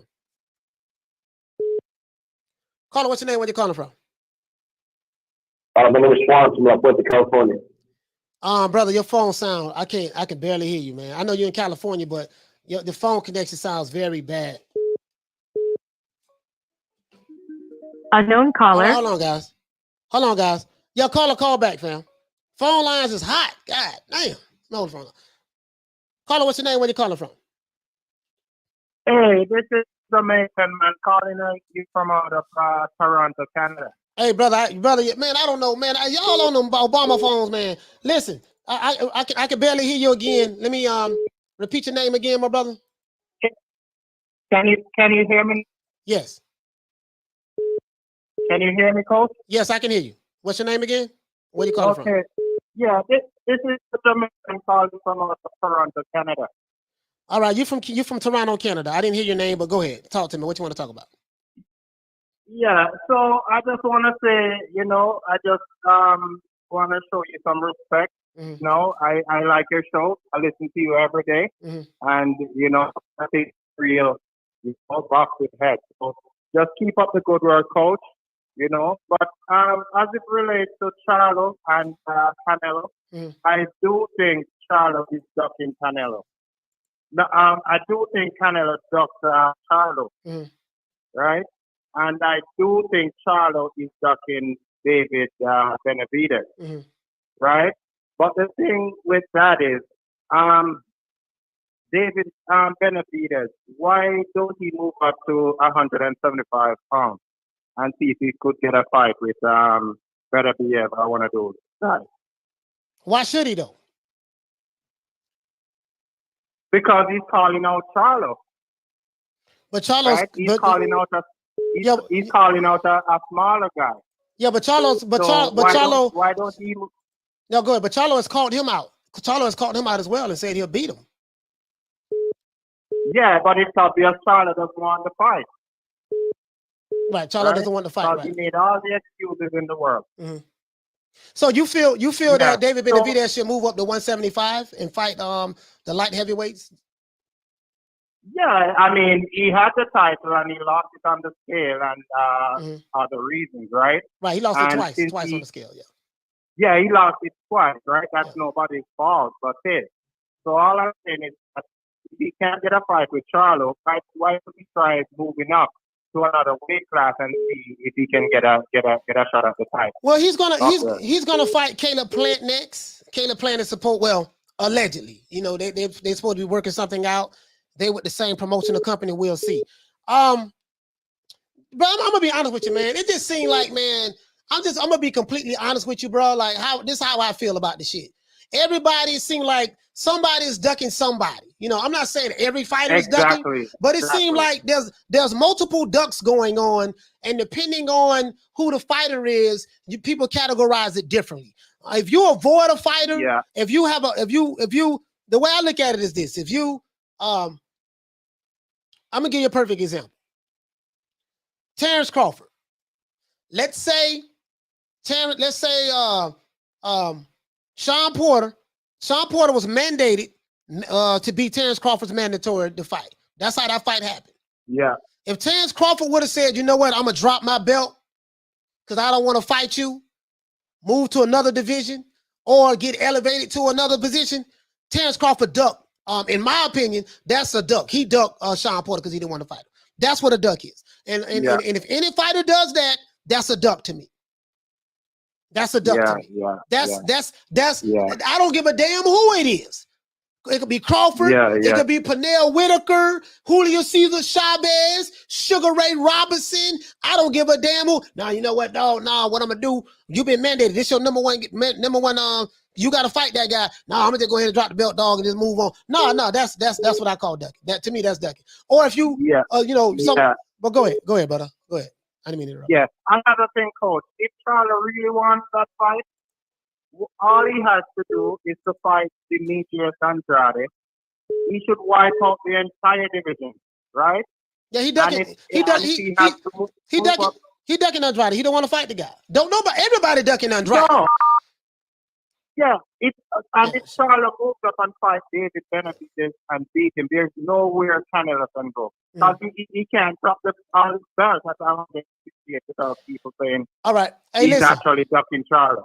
All right, listen. You know what I mean? Hey, listen. I gotta let you go. I can barely hear you, but hey, shout out. Thank you for calling in, brother. I don't know your name, but thank you so much for calling in. I know you're calling from Toronto. You got a bad connection though. Salute to you, fam. Salute to you, fam. Yeah, man. That's how I see it. That's how I see it. You ain't got to agree with it. You ain't got to agree with it, but that's how I see it. If you calling people out, and then that's how I see the shit. Everybody see like you got a whole bunch of ducking going on. Caller, what's your name? Where you calling from? What's up, Coach? What's going on? What's your name? Where you calling from? Paradise. Where you calling Paradise. from? Yeah, Walls End, Australia, mate. Australia, the Aussie. What's going on, fam? Australia. Man, what's we're going just down on? here in the morning, getting up, listening to your show, man. I just first off want to give you props because, man, I love your show. You got a good mouth, and that's what these fighters don't have these days. Is they promoters. No one's talking about how the fight is made. Sure, they can fight, but they can't. How did Ali make that Liston fight? Yeah, he went to his house with a bullhorn, right? Like, and they have no, who does it good is the UFC. All right. Because they're not chasing after a promoter or this.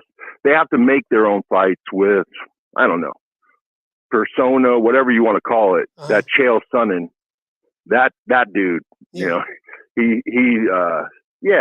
they had a mouth like you, Coach, I think we'd be getting these fights made. I'm pissed off at Devin Haney because you know what? He's just too damn nice. You want this fight, Kambosos? Take a half-page ad out in the Sydney Morning Herald on Sunday, calling him out, talking shit. He's got to put some kind of gusto into it. You want it, go get it. So let me ask you a question. Why should as it relates to George Kambosos, you brought him up. What are you hearing going on in Australia? Who is he going to fight next? Do you have an idea? I'll tell you one thing. There's a ton of casuals down here who have no idea who he is, in fact, right? And let alone who is he going to fight. These Aussies, most of them, I'm from Vegas. I'm born and raised there. I grew up in the heyday watching Ali and Ernie Shavers and, real fighters who knew how to make fights. And they didn't have social media or any of this shit, but they knew how to do it. Sonny Liston pulled a gun on Ali with fake with fake bullets. You know what I mean? Like it was popping off in Vegas. You know, and shoot, yeah, it's just not the same. It's just I don't get it. You know, hey, and that's you know, sorry. No, go ahead. Yeah, we got to wrap the call up. But hey, man, listen, man. You know, I appreciate the fact that you listen to the show every day. I really do. I appreciate that. You know, don't never call a man and say he got a good mouth. Don't never say that. That's kind of, you know. No, not like that. I mean, no, you're not a talk. Yeah. Just say it. Just say you're a good talker. Just say, yeah, coach, you're a good talker. When you said that, good talker. I'm like, what the hell you mean? Yeah, I'm like, just checking in with just letting you know that. But shout out to which is you say your name Paradise, right? Yeah, my name's Sean. All right, shout out to Sean. Yeah. Shout out to Sean, man. Calling from Australia, man. Salute to you, fam. Salute to Sean. Peace, mate. Yeah, man. Yeah, that was on. You know, I didn't know how, bro. Hey, listen, I didn't know how to take that. You got a good mouth. What the fuck you mean? I got a good mouth.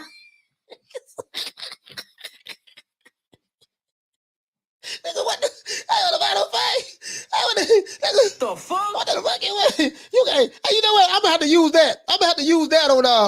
I'm gonna take that. I'm gonna take that part out of the show, and we gonna re-upload that. You know what I mean? Like, what the fuck? That's wrong, That's wrong. He did nothing to you.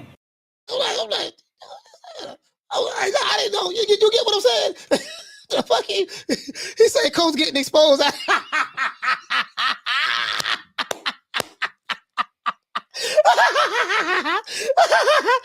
Miguel. I'm like, what the fuck you? Hey, bro, I almost snapped. Bro, hey, I almost snapped just then. What the fuck? What the fuck? Hey, I almost snapped just then, bro. Y'all should have saw the look on my face. I was like, hold on. Caller, what's your name? Where you calling from? Coach, just to let your dead, as usual. Let your dead talk to me, man. Talk to me. First of all, I want to say thank you for your support today. I appreciate you stopping by. That's number one. Yes, sir. Yes, sir. No, number two. Really, we still talking on this. Didn't we have this conversation like yesterday, the day before, last week, last month? About what? About what? Anything to do with Canelo? I'm sorry. Can we talk about another boxer? Please. No, please, I beg you. No, yeah, no, you know, I mean, he just came up in the conversation, but we're looking at. No, I know. I'm joking around, brother. I'm joking around. But you know, to tell you the truth, I am actually looking forward to seeing. I would love to see Benavidez fight Charlo, but I would love to see. Hold on. Hey, Jose Luis say, Coach almost snapped, but he low-key liked it. Sources say, y'all clowning the old boy today. Hey, Jose.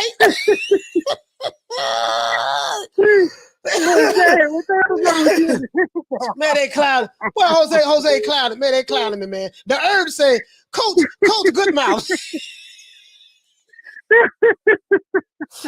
Oh, bro. Boy, y'all some damn fools today, boy. Well, y'all, boy. Is there any validity to this thing about because I was looking on Twitter today. Is there any validity to this Benavidez Munguia? Wait, no, is it Munguia? Was it Munguia? No, see, Munguia, apparently, again, I don't have any like actual proof, but apparently Al Heyman submitted an offer to Golden Boy for Jaime Munguia to fight Jermall Charlo. So apparently, you know, that's what it is. You know what I mean? So it was Munguia and Jermall. Okay. Yeah, all right, you know, I wouldn't mind seeing that. I don't just get these guys fighting, but that would be a good fight. I wouldn't mind that. Mm-hmm. But then, do you put Benavidez up against Janabek? Janabek is Janabek is at 160, right? No, different weight class. Never mind. A different weight class. No. What's happening is through the rumor mill, you know, according to Michael Benson on Twitter, he's saying that David Benavidez and Caleb Plant are negotiating for September to fight each other. So I think that'd be a good fight. That's what it was. Caleb Plant. Yeah, Oh, Caleb Plant. yeah. Because I saw the drama on Twitter. You know, I think that fat boy's ass. And he said, "This fat boy." Yeah, for sure. This fat boy. Yeah, I thought that little tit for tat was pretty nice. I'd like to see that. That's the one I was thinking about. I'm old and I'm decrepit. I'm sorry, I forget a lot of shit. But anyway, man, God bless you, brother. Hey, again, thank you for stopping by, and I love your show. You know I do. I got to give you grief. I got to call you at least once. Yeah, shout out to Electro Dread, man. Shout out to Electro Dread, man. Salute to you, fam. Salute to Electro Dread, man. Let's give my brother a round of applause. Hey, the next nigga called here talking about my mouth. I'm pulling up. Nigga, I'm pulling up. Hey, shout out to hey, I'm pulling up. Next nigga call with that shit, nigga. It's automatic pull up. We talk about jail, whatever. Oh boy, y'all a motherfucker. Hey, caller, what's your name? Where you calling from? Hey, Coach, my name's Juan. I'm from California. Juan, you say Juan from California? That's correct. Juan from Cali, talk to me, fam. Oh no, man, I'm just a big fan, man. I like the fact that you're not biased. You got over the seat, so you call it how it is. Mm-hmm. Yes, sir. And, yes, I appreciate so yeah, my question. My question is what's not really a question, it's just all these haters out there just talking crap about Canelo. Now, hey, I'm a boxing fan, I'm not a fanboy or anything, you know, but I am Hispanic, but I do like what Canelo has done so far. He ain't afraid to fight anybody. And all this stuff about people like saying that Charlo, that Canelo's dodging Charlo, but if I'm not mistaken, didn't Charlo turn down a fight and even his own brother clowned him for it? Yeah, 2019. Yeah, as a matter of fact, I had a receipt right here in 2019. He talked about that right here. I have it right here. I showed it yesterday. You know what I mean? So, but I get what they're saying. They're saying at that time, at that particular time when Canelo was the WBC champion, he got elevated. That's the particular time and moment that they're talking about. But they do avoid the fact that in 2019, Jermall Charlo turned down the offer to fight Canelo. So they do avoid that. They do avoid that. Mm-hmm. You know what I mean? So, as a matter of fact, thanks a lot. Thanks for taking my call, Coach, man. Nice talking to you, man. Big tough fan, follower as well. Yes, sir. Shout out to Jose. Shout out to Juan, man, calling from Cali, man. Salute to my brother Juan calling from Cali. Oh, shout out to Ernie, baby. Sorry about that, fam. We're dropping that half off. Bam, dub on your boy. Hey, Leroy. Super chat received. Playtime's over, boy. Shout out to you, fam, for dropping that. Hey, call back. Listen, if I'm on the phone, I'm not going to hang up the phone. Hold on, I'm not going to hang up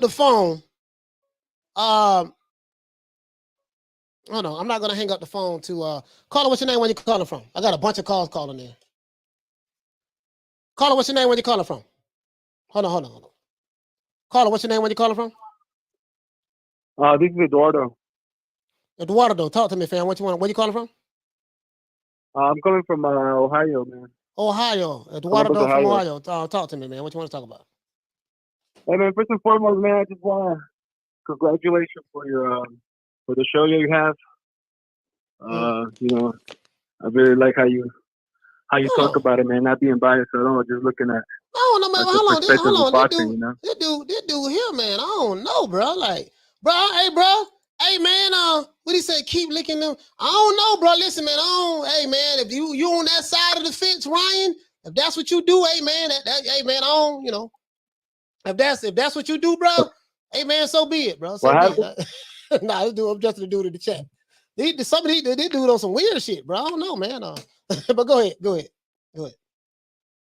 Yeah, man. So yeah, man. First and foremost, I just want to say that, man. You know, I watch your show all the time. And I really like how you talk it out, man. And that's just it, man. We just gotta be unbiased, man. More than anything, more than the fighter that you like, the person that you vote for. It's just about boxing at the end of the day, you know. You gotta look at the facts. You gotta just be factual more than anything, you know. Hey, yeah, and man. All these haters talking. Go ahead. What? No, go ahead. Go ahead. What happened? No, I'm laughing at this No, dude I in the just hate it, man. When they talk about Canelo like that, man, it makes no sense, man. Like, if you really think about it, from 160 to 175, the man only needs to fight about 4 fighters to completely wipe out every single division in that. I haven't seen any fighter throughout history to be able to do that. You know? He literally just needs to fight Benavidez, Charlo, and Andrade. And if you put Benavidez in there, that's it. So, man, you know, it seems like it's a whole lot of politics going on. Like right now, you know, you got one guy, he the face of the sport of boxing. So, you know, he do what the fuck he want to do, how he want to do it. And he don't give two fucks about what any of us say. So it is what it is. That's just what happened. It's like he's in that position right now. And Floyd Mayweather was in that position before as well. You know what I mean? So it is what it is. I get it. But I just want to see the big fights. But what you said your name again, fam? my name is Eduardo, man. But Eduardo. Eddie or Ed. All right, man. Shout out to you. Yeah. Shout out to Eduardo, man. Calling from Ohio. Salute to you, fam. Yes, sir, man. Phone lines is open. Phone lines is open. 530-494. Hey, man. Yeah, man. Ryan, man. I don't get out like that, homie. You know what I mean? So, hey, man. I'm sorry, bro. If you fantasizing about me at night, you know, man. I'm sorry, bro. If you fantasizing about the old boy, you see what I'm saying? I ain't, you know. I'm not pitching and catching. I don't play both sides of the fence. You know what I mean? I'm not on both teams. You know what I mean? I'm on one team. I'm on one team and one team only, man. That's what you went to, my brother. You know, you got a fetish for the old boy. You know what I mean? Hey, man, you know, I don't know what to tell you, dog. I don't know what to tell you. He say, Coach, expect they call for Maybelline soon. Shit. Hey, I don't know about all that. I don't know about all that. Shit, you know what I mean? Shit, I think Ryan Garcia got that on lock right now. I think Ryan Garcia got that on lock. Yeah. I mean, right now, dog, it's I'm gonna be honest with you, dog. Like, as it relates to, like, for me, David Benavidez, as it relates to him, he's in a situation to where it's hard for him to get fights. Andrade, it's hard for him to get fights. And I see a whole lot of this fighter, well, I don't want to fight that fighter, but I'll fight this fighter. And it's a whole lot of hot potato going on. That's what I see that's going on, right? And I see the shit. I see the shit for what it is. I don't give a fuck. Like this tells me everything I need to know. If you can offer another promotional company, send them an offer and send them an offer to make a fight with your fighter when you normally have in-house fights. You see what I'm saying? Now let me know y'all could have been doing that shit, dog. Y'all could have been doing that shit. Y'all could have been, they could have been doing that shit, bro. I'm just being honest with you. Hey, he say, Lewis, Jose, what you say, fam? He say, Coach bringing out the sus dudes today. Yeah, hey man, you know, hey man, shit. If that's what they into, bro. They might, bro. If that's what they into, man, so be it, man. If that's what they into, so be it, man. You know. I can't knock a man for what he into. Let's see. Oh, knockdown 305 in the building. D-Ray, he say Paradise, great call. Ryan, what you say, fam? He said you have to play chess in 2 moves ahead of Canelo. Canelo wants to be undisputed at 175. If Benavidez can get a little off of Smith and Beterbiev, the roles will lead to a unification fight.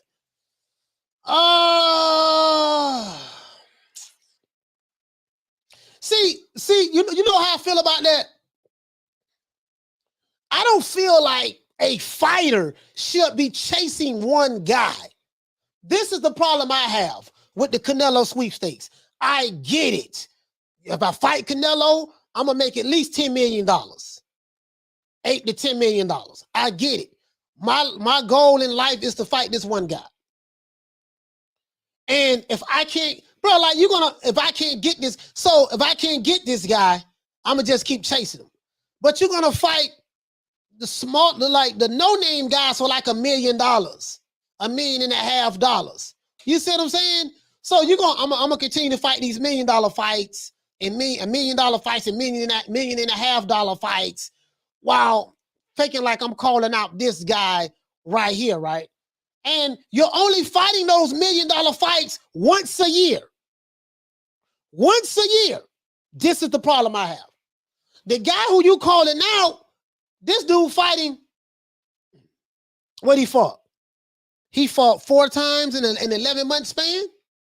So the reason why I feel that this guy would beat those other guys if he fought them, not that I have any proof they have to fight each other, it's because this guy is active.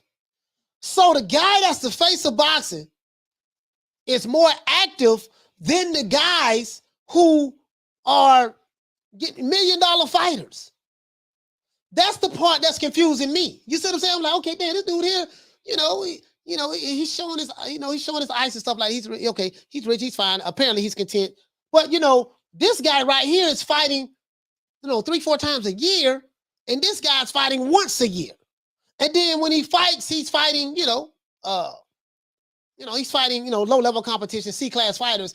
And I'm like, damn, dog, like, okay, if you're chasing this one guy, why not just say, okay, you know what? Let me fight at least 3 or 4 times a year. Or let me fight at least 2 times a year. At least fight 2 times a year or even 3 times a year.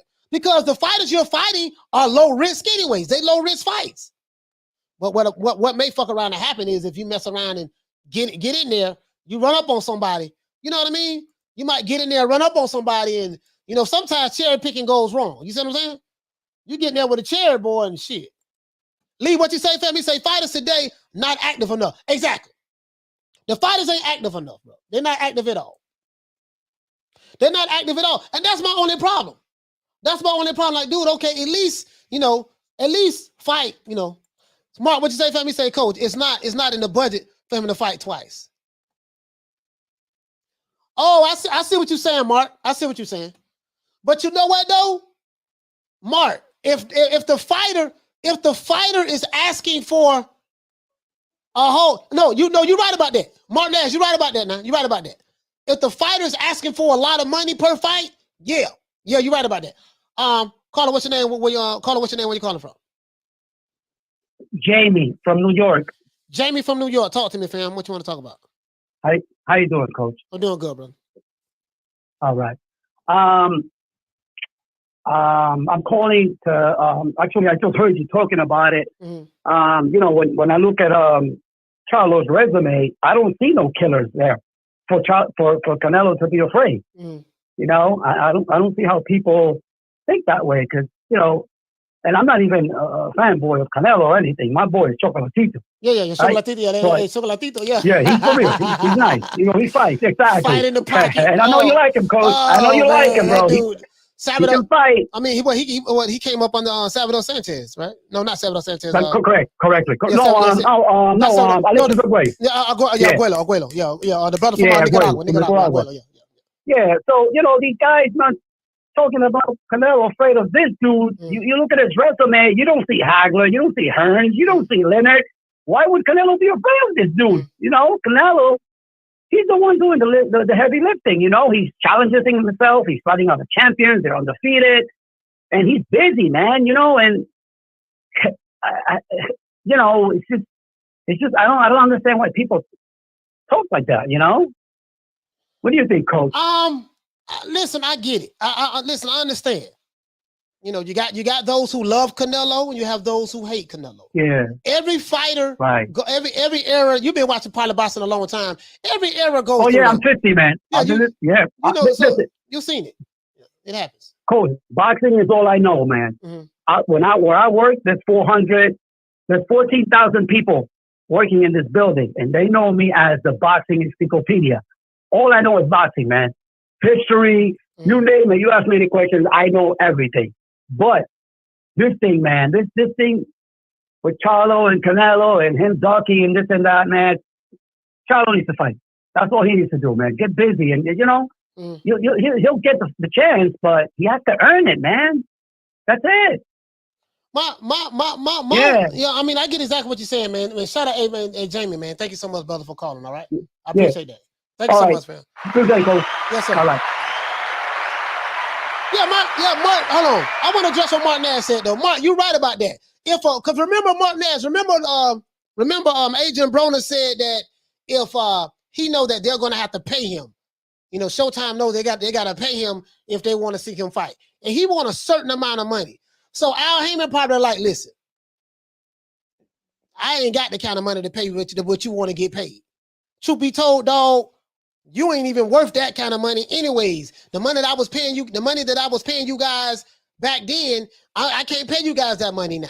So if you still want $3 million a fight, or something like that a fight, man, I can't shit. And you ain't fighting no killers, so I can't give you that. So I tell you what, this is what I'm gonna do. Instead of me having you fight 2-3 times a year at $3 million a pop, you know, I got this Dennis Hogan over here, or I got this Juan Montiel over here. Take this meal and a half. You see what I'm saying? This meal, a meal and a half right here, baby boy, and call it a day. And you'll have, and we'll see, can we get you another fight next year? If you look at Fox's fight schedule, you notice that they don't have a bunch of PBC fights. They don't have a bunch of PBC fights, so they don't have any fights up there. Smith and West, what did he say? He said, it's getting too much. It's getting too much higher. I'm about to be running to work like Rocket ran up those steps. Yeah, man, that shit crazy, bro. But you get what I'm saying though? Like, bro, my thing is, man, just don't sit around and just wait on this one guy. You know what I mean? That's my whole thing. It's not the fact that, okay, if you're gonna fight low risk fights, fine. Ain't got nothing wrong with that. Fight the low risk fights, but at least fight multiple times a year. But I understand what Martin Nash is saying. But in order to make those to stay sharp, maybe these fighters are gonna have to fight for less money. Because, you know, at the end of the day, it's a business, dog. At the end of the day, it's a business. I'm not the one to tell a guy. I'm not the one to tell a guy what to do. He said, Coach, everybody want to do the Mayweather blueprint. This is the crazy part about that Mayweather blueprint, Cool Boy Curry. They say they want to do the Mayweather blueprint, right? What the hell is the Mayweather blueprint? You get what I'm saying? Like, if you ask him, what's the Mayweather blueprint? You got to tell me other than, oh, he fight the Hispanic fighters. No, it's not as simple as that. Not as simple as that. Oh, he fought the Hispanic fighters. Well, shit. Hold on. If it was that goddamn easy, hold on. Caller, what's your name? Where you calling from? Hey, Coach. Yes, sir. What's your name? Where you calling from? Oh, the guy, you hung up the phone. Yeah, like, shit, if it was that goddamn easy, oh, we just gonna find someone from Mexico, we gonna fight them, and then you gonna blow up, and you gonna make hundreds of millions of dollars. Dude, that Floyd Mayweather shit was lightning in a bottle. The Floyd Mayweather shit was lightning in a bottle. It was the right time, the right moment in time. You know, hold on, guys. Unknown call. Hold on, guys. You didn't put the work in. You didn't go through the pretty boy Floyd phase. Caller, what's your name? Where you calling from? Hello. Yes, sir. Caller, what's your name? Where you calling from? Yeah, I'm calling Texas. I'm calling back then. What's your name? And what's your name? Omar. Omar from Texas. Yeah. Talk to me. Yeah. I'm just calling back then. Showtime and Pay-Per-View did a very good job of building up fighters. And now it seems like they're not building up fighters to fight. You know, there's only got one guy doing the heavy lifting and nobody else is fighting anybody. So how are we supposed to match up the fighting? Hey, let me ask you a question. Who would you say, if you was to say, okay, in America, who would you say that's carrying the sport of boxing right now? If you was to say, pick anyone, just anyone, I don't give a damn who it is. Who would you say that's carrying the sport? It's gotta be Canelo Alvarez, whether you like who he's fighting or not. He's the only one fighting, and he's the only one building. And all these other fighters are fighting one time a year, and they're fighting nobody. I don't understand how they're building up their names, fighting these nobodies. And they make their names on social media. That's where they're making their names. They're not making their names fighting in the ring like they did back in the day. You know what I mean? Yeah, man. I kind of like when dudes talk about this Floyd Mayweather blueprint. I'm like, dude, like they skipped the pretty boy Floyd phase. They don't understand that. Okay, that's exactly. Go ahead. That's exactly what I've always been saying. All these guys they're trying to be money names without being Pretty Boy. Pretty Boy was a monster, and he was walking through people. And I think that was the best Floyd Mayweather ever. Was a pretty boy Floyd era 135. Yeah, 135. Yeah, the fans, a lot of the guys who fans of Floyd Mayweather now, they don't know the 135 Floyd. They know nothing about Pretty Boy Floyd. He was a monster at 147 when he was just top side of people. When he was 135, he was a complete boxer. But now, Money May was just a defensive genius. When he was Pretty Boy, he was a monster offensively and defensively. I think once he became Money May, he didn't have the legs anymore that he had when he was Pretty Boy. He didn't have the legs, and his hands was very brittle, so he had to be very economical with his punches. But he still had those reflexes, and so when people say, but you got all these younger fighters. Even all the work. I mean, right now, I think the golden era should be the 135ers with all these young guys coming up. But they're all Money May, you know what I mean? They don't want to fight each other. And that's what's killing the sport. And then you got all these people hating all these, I mean, on Canelo right now, because he's the only one busy. And he's fighting champions and undefeated people, you know. And I mean, you could hate on who he's fighting or not, but he's the only one fighting him.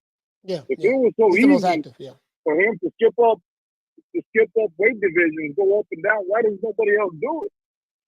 Yeah, you make a valid point, man. I mean? Shout out to you, fam. Shout out to my brother Carter from Texas, man. Salute to you, my brother. Shout out to Omar Carter from Texas. Yes, sir. He said they hated Floyd, they don't hate Tank. That's the difference. And it's a different era too, man. Like, dude, like people like the Pretty Boy Floyd, and then just like, you know, he didn't become Money May until he fought Oscar De La Hoya. Oscar De La Hoya was the bridge that got him over to the other side.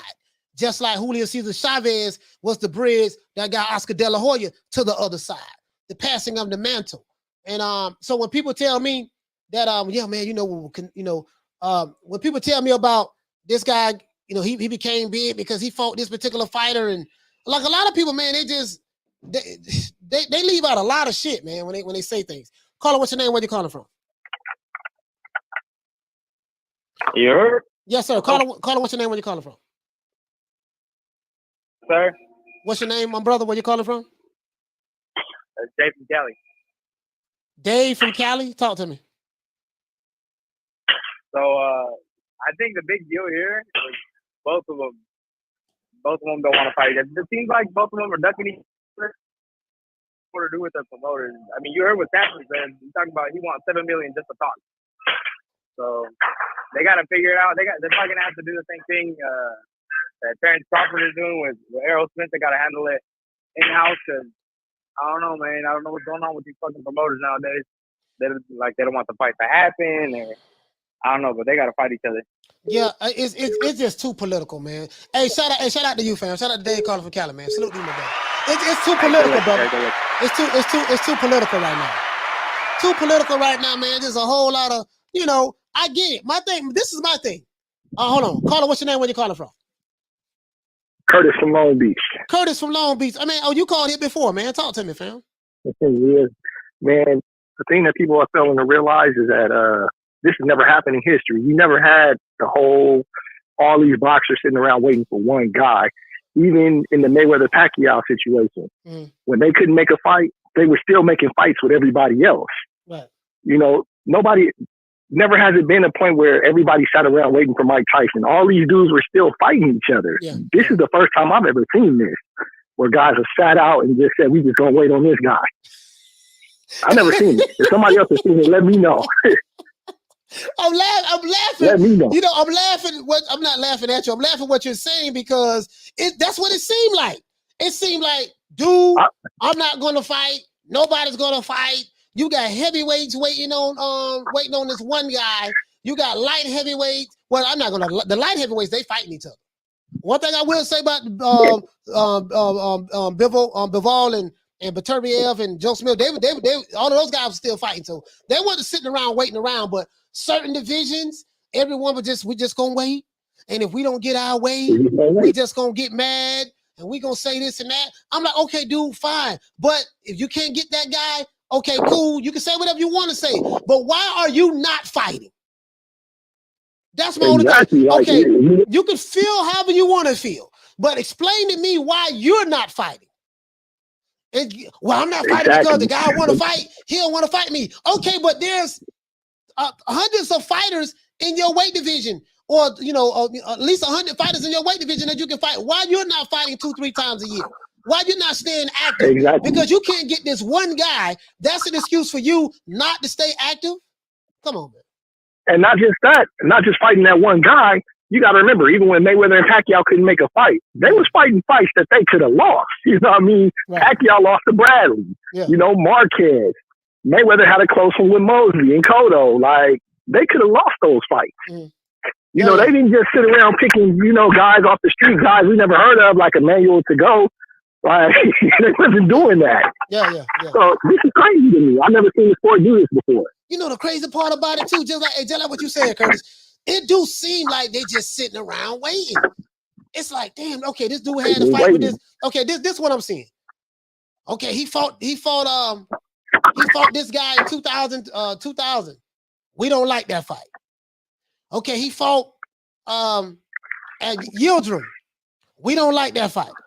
We fought what the dude name Billy Joe Saunders. We don't like that fight. He fought Caleb Plant. Caleb Plant was supposed to be the one. Caleb Plant was supposed to be the one. We don't like that fight. I'm like, okay, cool. You ain't gotta like none of those fights. My question is, as a fighter, do you feel that you should just sit around, don't fight nobody, complain, bitch, and moan because the girl who you want to go out with don't want to take you out on a date? Because that's what this shit sound like to me. I want to go out on a date with this bad tenderoni. She's a red bone. She got cat eyes. You know what I mean? I want to holler at her. I've been trying to get at her. And she's telling me that she don't like me. She don't want to talk to me. She's dating someone else, and I've been chasing her, and she just don't want me. And so instead of me deciding, you know what, man, let me go find me another girl and see can I get someone who really want to be with me. Instead of you doing that, I'm gonna complain and be mad and bitch and moan because this one girl won't fight me, don't want to holler at me, won't let me take her out to the movie. And that's what this shit seems like to me. That's all I'm saying. And that's exactly what it is. But then not to mention that they're complaining about those fights, but each one of those fights that you just named, what did Canelo do? He picked up a belt. Every one of those fights, he picked up a belt. Even with Yildirim, he fought for the WBC vacant title. And again, I'm not a part of the Canelo Alvarez defense fund. I'm just like, dude, okay, forget that.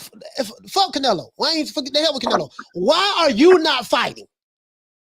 Exactly. Why are you not fighting right now? I see you on Instagram. I see you wearing your ice. I see you in the club. I see you popping bottles. I see you showing your rollie. That I'm seeing that more than I'm seeing you in the ring. But the guy who has a net worth of $150 or $60 million, he's in the ring fighting 3-4 times a year. And the guy who has a way less net worth than Canelo, you in the club popping bottles, catching cases, swinging on, slapping bitches. You doing all kind of threatening people online. I'm like, come on, man. That's what I'm seeing. But hey, listen, man, Curtis, shout out to you, fam, for calling in, man. Shout out to my brother Curtis, Carter from Long Beach. That's what I'm seeing. That's what I'm seeing, dog. So that's how I see it. You know what I mean? Y'all ain't gotta agree with me. You probably feel a different way about me, but that's what I'm seeing.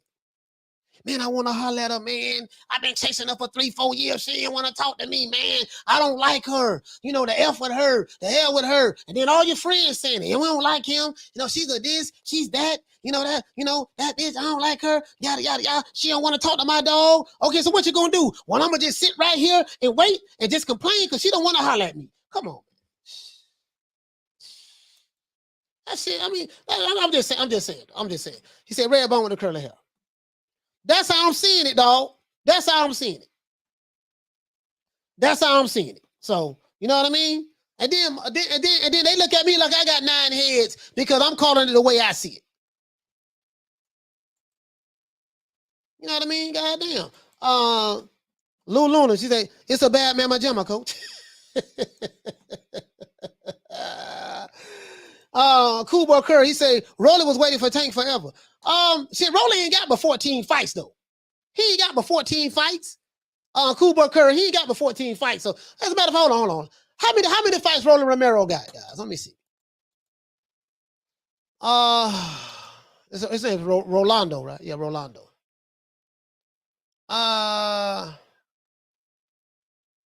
Yeah, Rolando Romero. I think he only has he's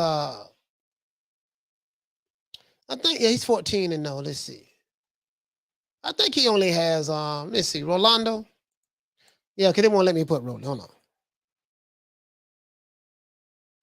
I think, yeah, he ain't got but a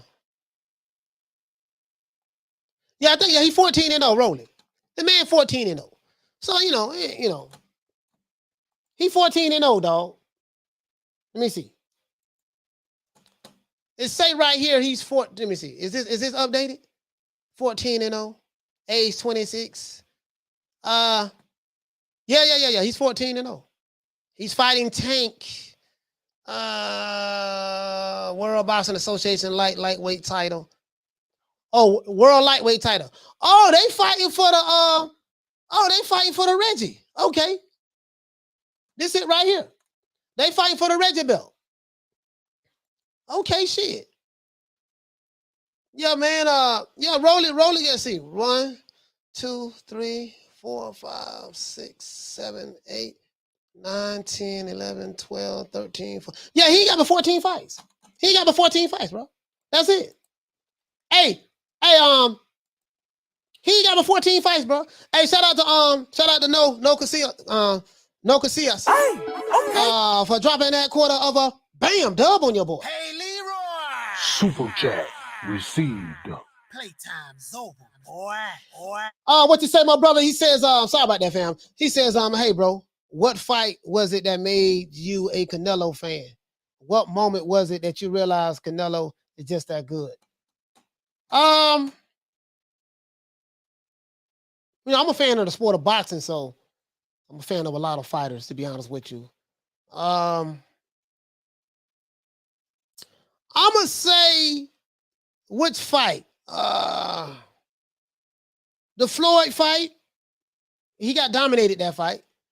It showed me that he had grit because he didn't quit. I was like, man, the way he was getting beat, I thought he was just gonna quit. The way he was missing punches and stuff. The Floyd fight. Want to say when he fought Miguel Cotto.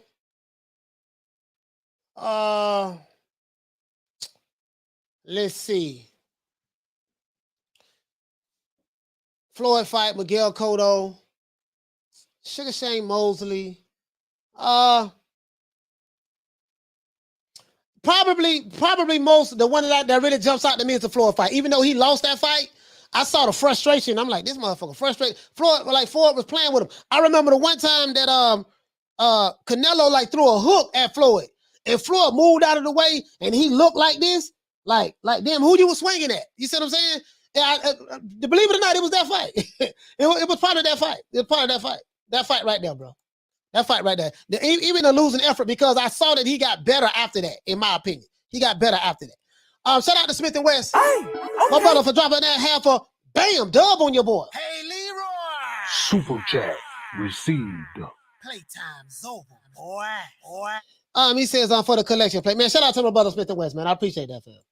Yeah, believe it or not, that fight he got his ass with Floyd. He said the Trout fight. Yeah, the Trout fight was a good fight too. He had some close fights. Some people would say he got some favorable decisions in certain fights, but bro, damn near every fighter get that. Every fighter, bro, I've been watching boxing for 40 years. Every fighter gets that. Listen, especially when you're fighting a fighter that's like Sugar Ray. You wasn't gonna beat Sugar Ray in Vegas. Sugar Ray was one of those fighters. Go 12 rounds, you can forget it. I'm saying when he was that guy. Versus someone like a Hagler, he had to knock a motherfucker out. No, I got to stop this dude. You know what I mean? So, Julio Cesar Chavez, another guy. He's going to get that benefit of the doubt always. You got to beat his ass. You got to, well, can't even say that because shit. We see what Pernell Whitaker did and Frankie Randall, and, so we'll say,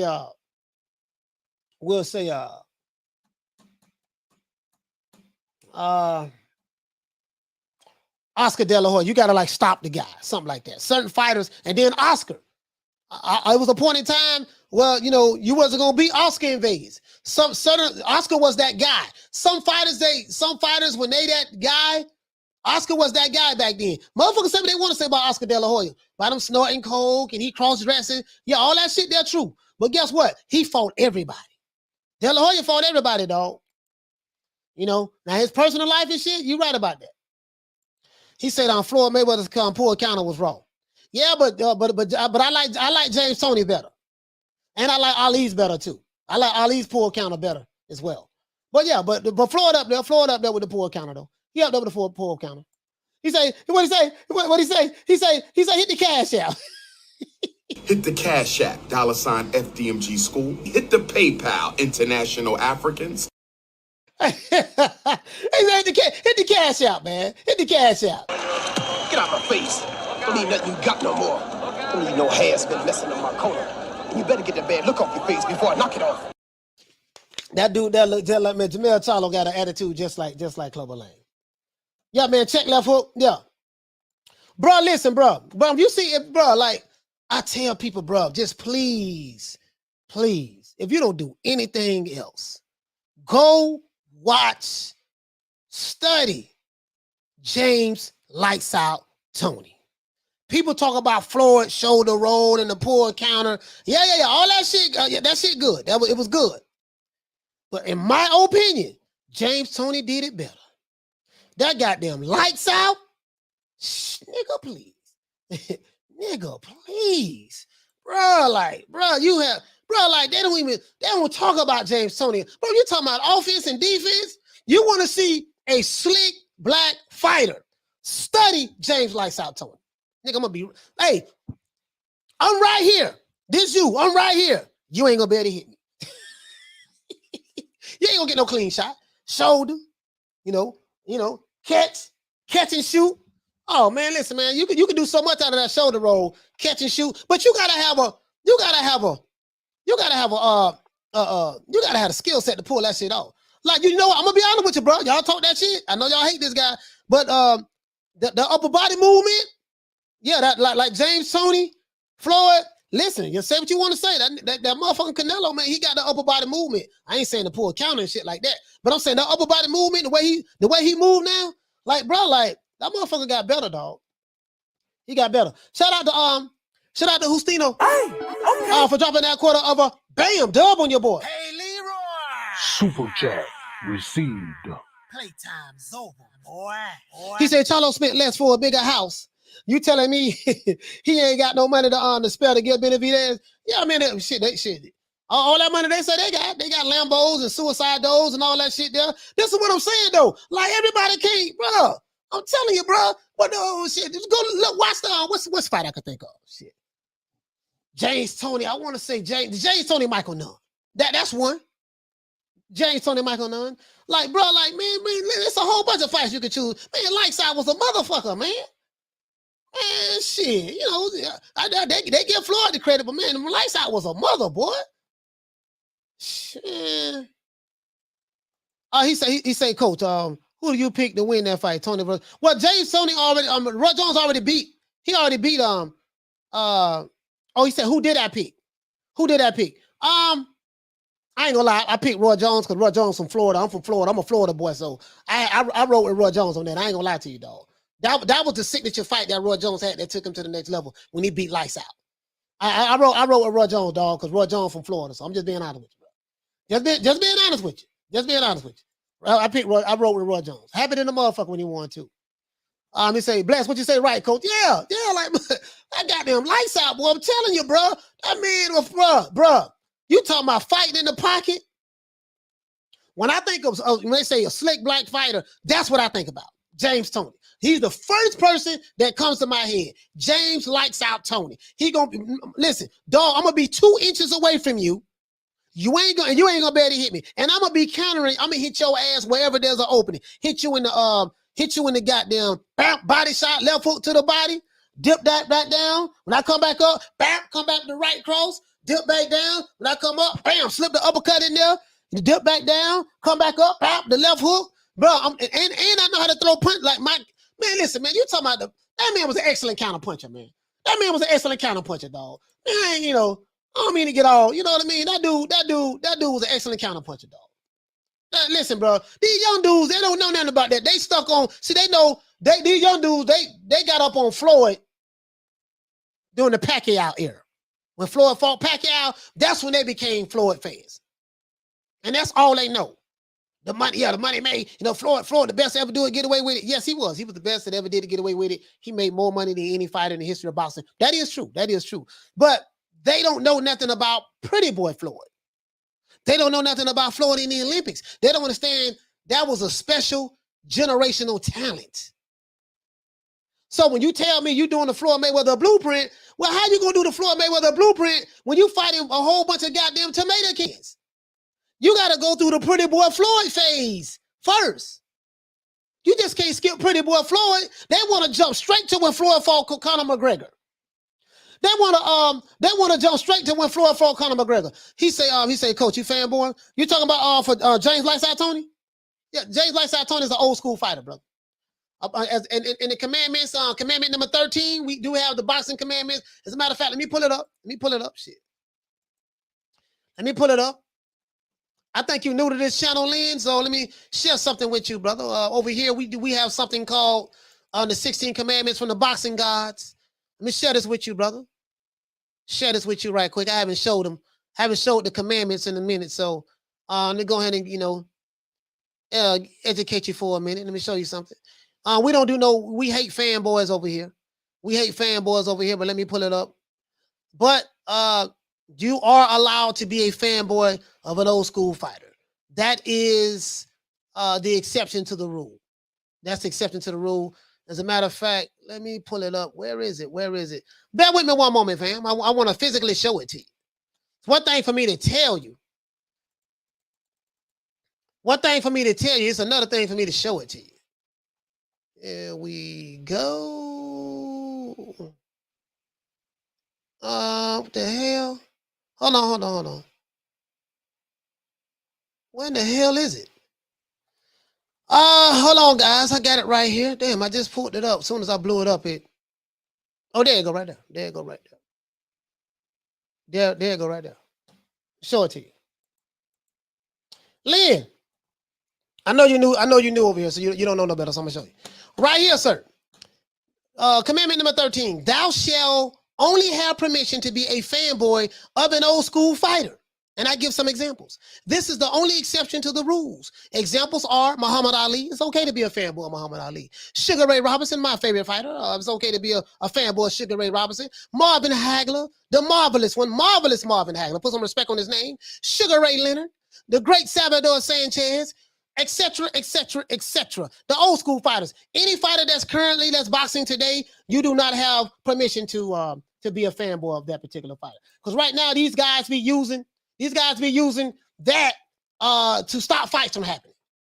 They use that, you know, well, my fighter ain't got no business fighting this fight over here because my fighter got more Twitter followers. And my fight is the A side, and your fighter the B side, and your fighter got to fight King Kong, Godzilla, Gamma Rock, Mothra, you know, the Powerpuff Girls, Goku, Vegeta. Your fighter got to fight all of them while my fighter's sitting over here fighting tomato cans. And then, you know, in order to earn the right to fight him. This is why we don't allow modern day fanboying, because these guys today, they be online arguing about why they fighters should not fight tough fights. And they come up with all kind of excuses and shit. So that's the only exception, brother. That's the only exception. As a matter of fact, here go the rest of them. This is the 16 commandments from the boxing gods. Commandment number 1, thou shalt not fanboy for any fighter. I don't give a damn whether it's Canelo or Crawford or Spence or Fury or Joshua. I don't give a fuck who it is. Ain't no fighter today that you can be a fanboy of today. Old school fighter, yes. Today, hell no. Number 2, thou shalt not deride for a promotional company or a promoter. I don't want to hear no I'm pro PBC, pro top rank fans of sport of boxing. Boxing fans give 2 fucks about a promotional company. The only thing we care about is seeing the best fighters fight the best fighters. That's the only thing we supposed to care about. You know what I mean? Number 3, thou shalt not be a manager or promoter for any fighter. You see these guys, Fanboyism talking about, yeah, your fighter don't deserve to fight my fighter. My fighter got more Twitter followers. He got more social media followers. My fighter, he got a Lambo with suicide doors. My fighter got more ice than your fighter. We all none of that shit. We ain't doing none of that. And this fighter need to take 60-40 or 70-30. He need to take this. All these YouTube managers and promoters trying to make matches in front of their camera, in front of their webcam. Nigga, if you were so good of a promoter and a manager, why you got a YouTube channel? So that's for those guys. And then the actual online fans, we don't tolerate that shit. You see what I'm saying? Commandment number 4: thou shalt not pocket watchers a fighter's money. Yeah, my fighter make more money than your fighter. My fighter got paid $10 million last time. Your fighter got paid $1 million. That's the reason why your fighter can't fight my fighter, because my fighter making more money than your fighter. That's what pocket watching leads to. You right? That's what pocket watching leads to. You see what I'm saying? Commandment number 5: thou shalt not talk boxing without facts. Fanboys never talk boxing with facts. They only talk boxing with emotions. This is why they get mad when they come with straw man arguments. Then they can want to get mad and threaten you and say all kind of shit. So anyways, brother, these are the commandments that we go by. Commandment number 6: thou shalt not get too emotionally invested in a particular fighter. If you get too emotionally invested in a fighter, this is the classic definition of a fanboy. A fanboy is someone who is overly emotional. They have such an emotional attachment, an excessive emotional attachment to their fighter, to the point to where they get mad, angry, yell, scream, and say all kind of shit. That's what makes you a fanboy. When you are too emotionally invested in a particular fighter. That's the definition of a fanboy. Commandment number 7: thou shalt not criticize a fighter for cherry picking when your favorite fighter is cherry picking. Don't tell me that, hey man, Canelo cherry picking. He doing he fighting the tough fights. You know what I mean? He cherry picking and he picking and choosing who you want to fight. Who your favorite fighter is? My favorite fighter is Floyd. Yada yada yada yada yada. Floyd did cherry pick. But when you are put in a certain position, he should be he's able to, like me. When I was in a position, I can pick and choose who I want to, because I earned that right. That's what he said. He said when he was in that position that Canelo was in, it was a conversation about Canelo. He said that I was in a position to pick and choose. That's what he said. So if you're a diehard Floyd Mayweather fan, you can't sit back and say, well, you don't like the fact that Canelo is cherry picking and picking who you want to fight in one breath, while ignoring the fact that the guy who you guys love and worship so much, while ignoring the fact that he admitted that he did the exact same thing. So that's all I'm saying. That's all I'm saying, guys. Commandment number 8: thou shalt not condone any elite fighter ducking another elite fighter. I don't give a damn who it is. We don't want no elite fighters ducking no goddamn body. Number 9: thou shalt not speak of the back end money. I don't want nobody talking about, yeah, my fighter get more money on the back end. These niggas always talking about that back end shit. Commandment number 10: thou shalt not tweet shit on Twitter for your favorite fighter. We don't want no Twitter game banging, but that goes on a lot on Twitter. Commandment number 11: thou shalt not threaten people on YouTube if they disagree with you. I get threatened all the time. Well, they don't. It come in spurts. So that's commandment number 11. Thou shalt not threaten people on YouTube if they disagree with you. We the only boxing community that have this. Let's continue. Shout out to No for dropping that half a bam dub on your boy. Hey, Leroy! Super chat received. Playtime's over, boy. He said, did you think if Canelo goes and fights Charlo and Benavidez and wins, will all those haters finally recognize Canelo's greatness? Or do you think they still will find a way to hate? No, they don't like him. Listen, it's like this, right? You got people who genuinely don't like Canelo. There's nothing wrong with that. But then you have another group of people, their hatred. You got another group of people who hates him with a passion. Their hatred for Canelo is deeper than Canelo. It ain't got nothing to do. We just don't like Canelo. Like, these guys have some serious, shit issues going on in their lives and the way they view the world. And it's like my mother taught me a long time ago. When somebody doesn't like you, there's nothing that you can do to make them like you.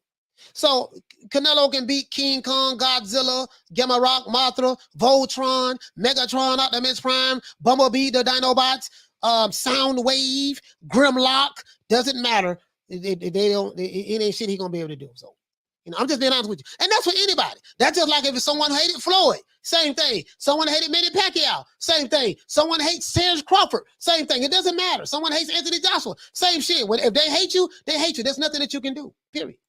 So that's why you should never do anything to try to please a motherfucker who hates you. He gonna hate you any goddamn ways. Shout out to Ahmed for dropping that half for bam dub on your boy. Hey, Leroy. Super chat received. Playtime's over, boy. He says he has repented, coach. Yeah, man. It is what it is, man. It is what it is. That's just how these people are. And I understand. Commandment number 12: Thou shalt not speak of undisputed if your favorite fighter has the French fries belt. We do not recognize George Kambosos as being undisputed. He is the WBC undisputed champion, but he is not boxing's lightweight undisputed champion. There's a difference. Commandment number 13: Thou shalt only have permission to be a fanboy of an old school fighter. We broke that down. We gave examples: Muhammad Ali, Sugar Ray Robinson, Marvelous Marvin Hagler, Sugar Ray Leonard, the great Salvador Sanchez, Azuma Nelson, Julio Cesar Chavez, Pernell Whitaker, James Lights Out Tony, Simon Brown, Julian Jackson, Michael Nunn, Terry Norris, Roy Jones, just the old school fighter. Let's continue. Commandment number 14: Thou shalt not race bait to push a personal narrative. We don't do race baiting over here. We don't do that over here, right? Commandment number 15: Thou shalt not have a victimhood mentality and play the race card when you don't get your way. We see a lot of that going on on these boxing circles on YouTube. Soon as a nigga don't get his way, he scream victim and he plays the race card, right? And he start calling you coon, Uncle Tom, sell out, and all of that stuff there, right? And we try to keep it boxing, and but what color he was and what race he is, and see this what they doing to the black man, and you know what I'm saying, and see these and all this shit there, nigga, see back in the 20s, this what happened, and then when they had to go through the Great Murderers Row, so this is 2022, and why are you trying to compare something that happened 100 fucking years ago to now? These are different times, different eras that we're living in. You know what I mean? And I know these guys. These guys come from the Hebrew Israelite community. They come from the conscious community. They studied, read books by Neely Fuller and stuff. I got Neely Fuller stuff over here. Neely Fuller, Dr. Francis Cresswell Singh. I know these guys play book very well because I did it for 25 years. So I understand it. They listen to Umar Johnson, stuff like that. They get hyped up. They get militant, and it is what it is. And then you got the Hispanic channels that's that plays the race card. The white channel, if there are any out there, I got sent one that played a race card, and some of them is racist as hell, and that's not going to go anywhere. But what we don't do, we don't play the race card. We gonna call it like we fucking see it over here. And let's see. Commandment number 16: Thou shalt not violate any of the commandments under no circumstances. These are the commandments that all of our subscribers must follow in order to be a subscriber of this channel. If you have a problem with these commandments, this channel is not for you. You might want to go somewhere else where you can loosely, see things and break all the commandments. That's where I'm at. That's where I'm at. He says, thou shalt not make such comments without saying pause first. Paul, that's some new shit. That's some new shit. I'm 48 years old, dog. I ain't gonna say no such shit anyways, but that's the interpretation of the individual. But I'm 48 years old, dog. I ain't, man. What's understood need not to be said. You see what I'm saying? I'm 48, dog. So that's some new school. That's some new school shit. That's some new school shit. But I get what you're saying though. If I came up in a new school, everything would be pause. Dame Dash be saying that too. Pause. Pause. You know what I mean? Dame Dash be saying that too. Let's see. Oh Lord, hey, Daniel Rios, what you say, fam? He said a plethora of boxing commandments. Yeah, man, we got the boxing commandments over here, man. We got the boxing commandments. Hey, we got the boxing command, bro. Bro. I look at the commandments, and as a matter of fact, let me repost them. Shit, let me repost them because they kind of lost in the shuffle right now. Let me repost them right quick. Repost the commandments. Yeah, man. Hey, matter of fact, hold on, man. As a matter of fact, let me show you something. Hey, I'm so serious about this shit. I'm so serious about the commandments. Hold on. I'm finna show y'all something. I'm so serious about the commandments, we even got them on t-shirts. Thou shalt not have a victimhood mentality or play the race card when you don't get your way. We even got them on t-shirts. The hoodies. We got them on t-shirt and hoodies, baby. We got the commandments on this. How serious this shit is. You know, you can see, let me go back over. And we got them, bro. You know, thou shalt not race bait to push a personal narrative. I just read you that on the commandments. All different colors. We got women. We got hoodies. We got them in snapbacks. We got all of them. We got listen, we got the commandments. We got the commandments on t-shirts, and we got the and we got, you know, and we got a whole lot of shit on the commandments, bro. We got the commandments. We got a lot of the sayings that we go by. That should not be a advantage of for motive. And if like, bro, this is how serious I take this shit. This is how serious I take this shit. Dead ass serious. This is how serious I take it.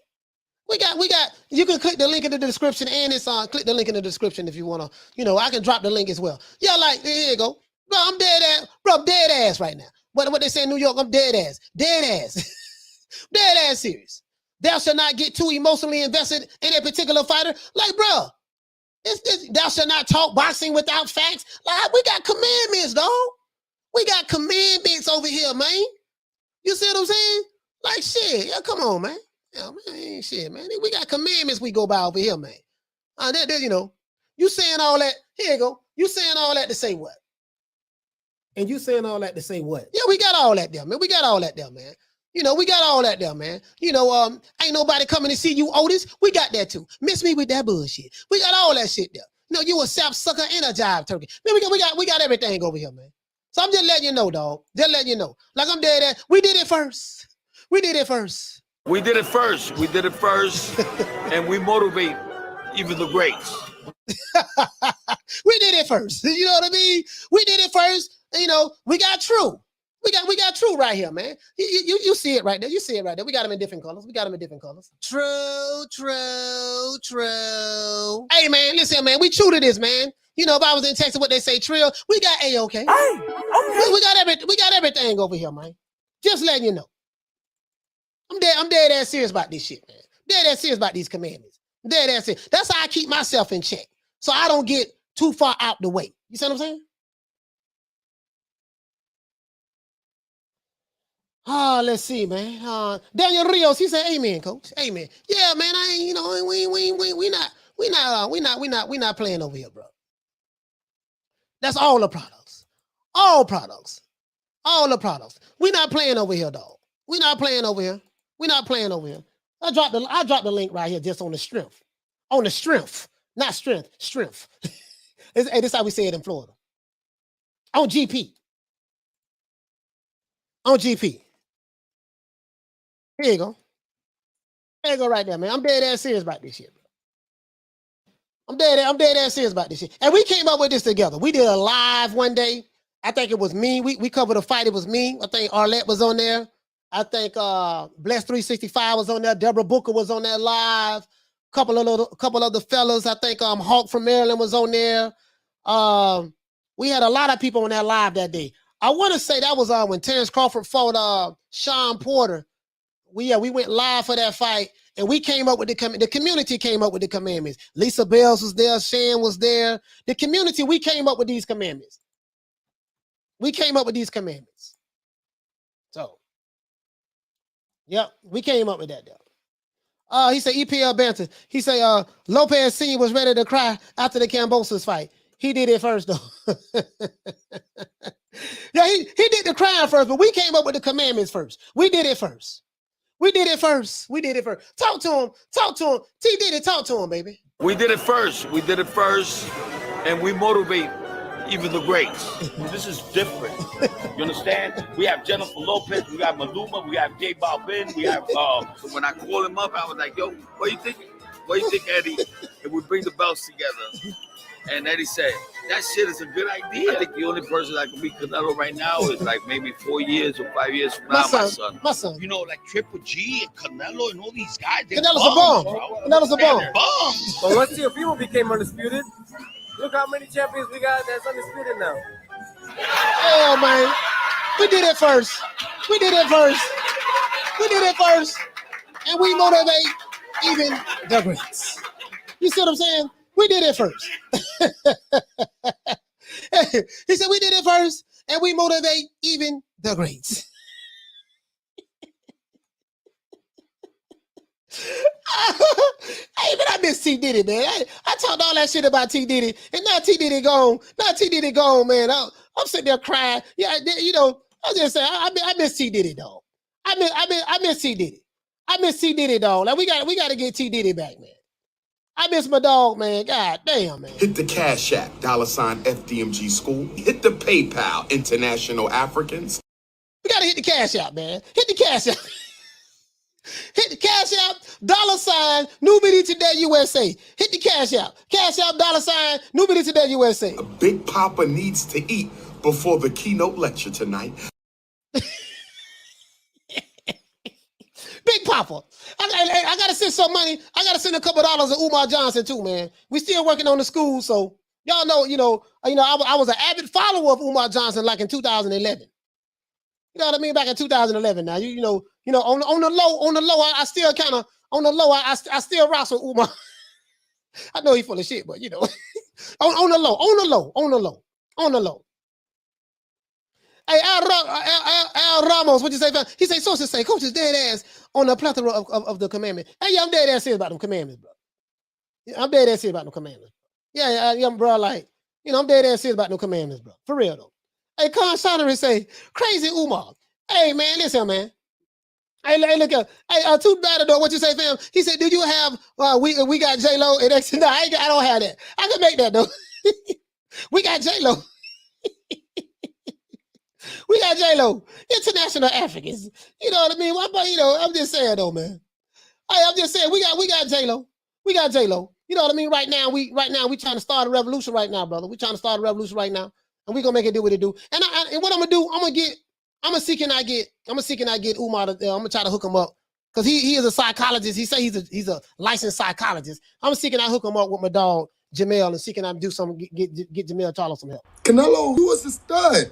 You're a little fast, short little motherfucker. You go hard. What do my brother need to do? Go out on Instagram talking stupid to the Canelo fan. Canelo, you got a lot of fans and we love it.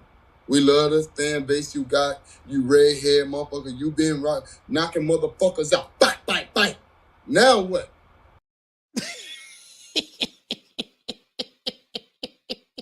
I'm just saying though. I'm trying to get Dr. Umar to talk to my dog. Talk to my dog, talk to my dog, man. Y'all know, man, I rock with Mel. I'm trying to get him to talk to my dog, man. You see what I'm saying? Get him to talk to, Umar. I think Umar can do something. Now do you retire or do you take one of the toughest fights of your career against a young black African-American stud who's been working his ass off since he was 8 years old? Do my brother put it out on the line then? So if not, then come see me. I want some smoke. I want it all, baby. Can't nobody tell me he wasn't drinking. He had that red cup. I don't know what was in that red cup, but whatever was in that red cup, bro. Whatever was in that red cup. It is what it is. It is what it is. Just know we did it first. We motivate even the greats. We did it first. And we motivate even the greats. He say dead ass beat. Justino, he say Justino Gonzalez, he say dead ass beat. Oh man, you heard my dog, man. You heard my dog Jermell, man. Y'all gonna put some respect on my dog name too. Y'all gonna put some respect on my name. There you go. There go Hulk. The cash out. Hit the cash out. Okay, it worked. We got one cash out. Shout out to my dog Hulk. Hey, it worked. It worked for Umar. I got to work for me. Shout out to Hulk. Hey, okay. For dropping that $2. Bam, super chat on your boy. Hey, Leroy. Cash Super out. chat received. Playtime's over, boy. He say for the church. We did it first. He said we did it first. Hit the cash out, International Africans.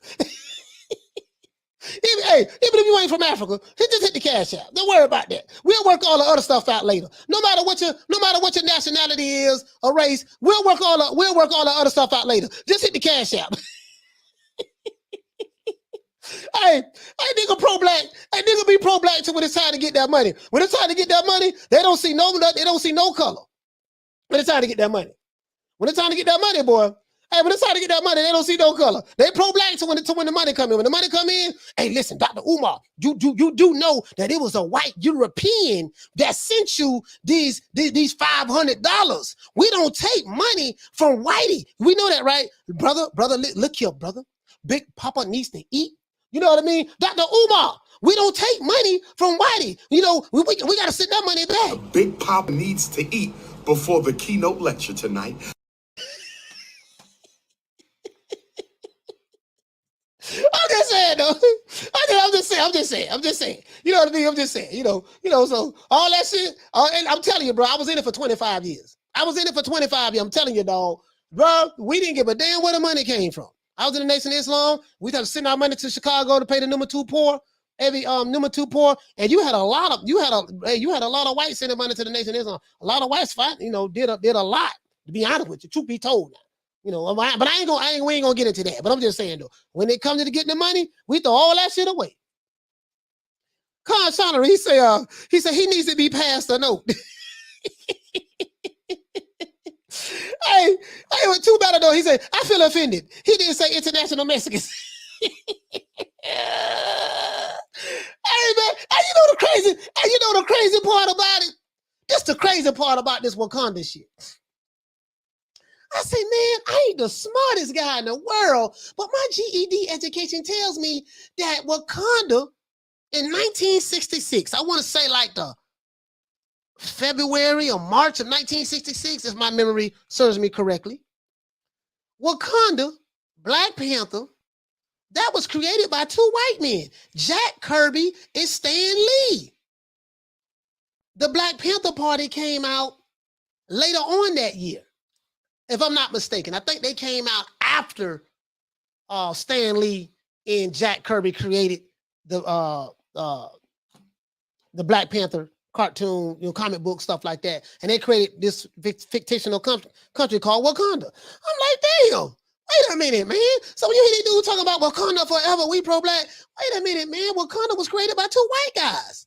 That ain't making no sense to me. But that just making too sense. That just making too much sense, though. That just making too much sense to me. He said, Big Papa about to start. You get what I'm saying, though? I'm just saying, though. Yes. Stan Lee, Stan Lee. He say Stan Lee, the Marvel cartoonist. Yes, Stan Lee and Jack Kirby. Yes. Stan Lee and Jack Kirby. Yep. Bingo. I'm just saying though. You know what I mean? He said, Wakanda, our home away from reality. Hey, true. Bro, I'm just saying, bro. I was like, man, shit. Hey, I'm gonna tell you. He say Stan wasn't the artist, Kirby. He say Stan wasn't the artist. Kirby was, if I'm not mistaken. I don't know who the artist was. I mean, I know both of them. I think both of them worked together though. I don't know exactly who the artist was out of the 2. I know both of them was a team. They created all of those characters. All of those Marvel comic characters, the Hulk, all of that shit. Yeah, they did all of that shit. You know what I mean? So, Castano, he said, I didn't know that. Mind blown. Yeah, bro, I'm telling you, bro. So I'm like, man, these dudes be coming around here talking. I'm like, dude, listen, cut it out. Okay, right, dude. Okay, you trying to get some money? Let's get some money. Okay, but cut it out, dog. Cut it out. So don't try to make Let's see. He says the director of Black Panther got the police called on him in a bank. They thought he was going to rob it. Oh, I didn't know that. Yeah, I didn't know that. You know what I mean? And I didn't know that. That's my first time hearing that, fam. He said, Coach, you heard that Blue Blood is in the hospital? No, I haven't heard. I haven't heard anything about that, brother. Ma, what you say, fam? He said, I was a Hulk kid. Yeah, me too. Nigga, hey, listen. I'm tearing shirts off. I'm like, I had a little shirt. We used to rip it right there. I'm like when we used to play the Incredible Hulk, right? When I was kids, when me and my cousin was a kid in the project, we used to be playing Incredible Hulk. We fake like it was a TV show. Y'all bringing me back now. It was a TV show that came out in the 70s called The Incredible Hulk. It had Bill Bixby. Bill Bixby, he played David Banner. You know, he couldn't play Bruce Banner because they wouldn't allow him to play Bruce, but he played David Banner. And we used to watch that shit, man, in the 70s and in early 80s, bro. Don't get me started. I'm having flashbacks right now. And then I went on from that to when Hulk Hogan became big in the 80s in wrestling. I was a diehard wrestling fan. You know what I mean? We used to go to the wrestling match at the Armory right there on MacDill Avenue in Tampa. And I used to see Dusty Rhodes and they had Gordon Soley, the Four Horsemen, Ole and Arn Anderson, Telly Blanchard, Ric Flair, all of the old school guys, Blackjack Mulligan, Kevin Sullivan. Used to watch all that shit there, right? And then when Hulk Hogan became big, goddamn it, I was a diehard Hulk Hogan fan. So don't get me started. Lou Ferrigno played the Hulk. And Bill Bixby was the guy. Bill Bixby was the guy, the human before the transformation. Maybe he said disrespect to Wakanda can get hands put on you. He said, don't make me angry when you don't like me when I'm angry. Yeah, man. I'm telling you, man. Like, I'm just saying, man, the American dream, Dusty Road, the bionic elbow. You could, hey, bro, this is a true story. Hey, Blood, tell you some real shit. This real shit. 1982. Never forget. I was 8 years old. My stepdaddy at the time, he was a diehard wrestling fanatic. I became a wrestling fanatic. Back then, everybody loved wrestling. Went to the Armory. Now I didn't know this shit was fake. I thought this shit was real. Dusty Rhodes used to be bleeding a lot. Back then, Dusty Rhodes, before he won the title, every time he got close to winning the title, he had a fight with Ric Flair. And Ric Flair used to always cheat. So every time somebody get ready to beat Ric Flair's ass, the Four Horsemen come out of nowhere. Arn Anderson may come out of nowhere. You know what I mean? Ole Anderson may come out of nowhere. You know what I mean? They come out of nowhere. One of the distract the referee. The referee turned around like, man, get off the ropes, get out the ring ropes. Another dude to sneak in. You know how they do it. They beating Dusty Rhodes' ass. The referee, he don't hear nothing. Dusty Rhodes forehead started bleeding. I thought they were beating the brakes off Dusty for real. Nigga, I'm crying. I don't jumped out of my chair. I'm ready to the goddamn ring. My stepdaddy had them grab me like right before, but I think we was I want to say we was in like the fourth row or something like that. I'm crying like I'm running to the ring trying to save Dusty. Stepdaddy had to grab me. What you doing? They don't jump no Dusty. We got to help Dusty. They motherfuckers 7'2". My last, I'm 8 years old trying to run to the ring to help Dusty Rhodes. Crying like, but you couldn't tell me they wasn't killing Dusty in that ring, bro. You couldn't tell me they wasn't killing Dusty. Man, boy, I was playing shit. Nigga, I had it bad, boy, back then. He said Ric Flair was a dirty. Yeah, Ric Flair, but I hated Ric Flair back then. Man, I hated Ric Flair. Man, I hated Ric Flair with a passion, boy. He said Hogan made more money than all the wrestlers combined, even Andre the Giant in the first WrestleMania. Yeah, Hulk Hogan was that guy. He was that guy. Hulk Hogan had me doing push-ups every day, popping Flintstone. Remember them Fred Flintstone vitamins? Man, remember for Hulk Hogan, you say your prayers, take your vitamins. You know what I mean, bro? I was on that shit heavy, bro. I was on that shit heavy. You know what, Mean Gene? I would like to say to all the Hulkamaniacs out there, brother, say your prayers, take your vitamins. When I come, when WrestleMania 24 comes, brother, and I'm coming down the aisle, brother, and I hear all of those, and I hear 24,000 screaming Hulkamaniacs out there screaming my name, brother. They understand the power of the holster. When I put the big boot on the Ultimate Warrior and I come down with the big leg, brother, across the neck, you already know what time it is. That shit. But don't get me started, bro. Don't get me started, bro. I'm telling you, bro. Let's see. He said, Ryan, what'd you say? He said, real question. Who was the best 140, including 35? Who would end up at the top? What you mean 40 pound? Shit, I would say I would, well, 40, well, I know Phil, welterweight, I would say Ray Robinson. 135.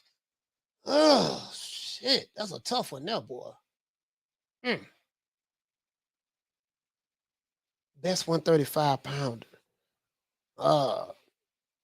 Pernell Whitaker always come to my mind. Pernell Whitaker. Floyd Mayweather was a motherfucker too at 135 though.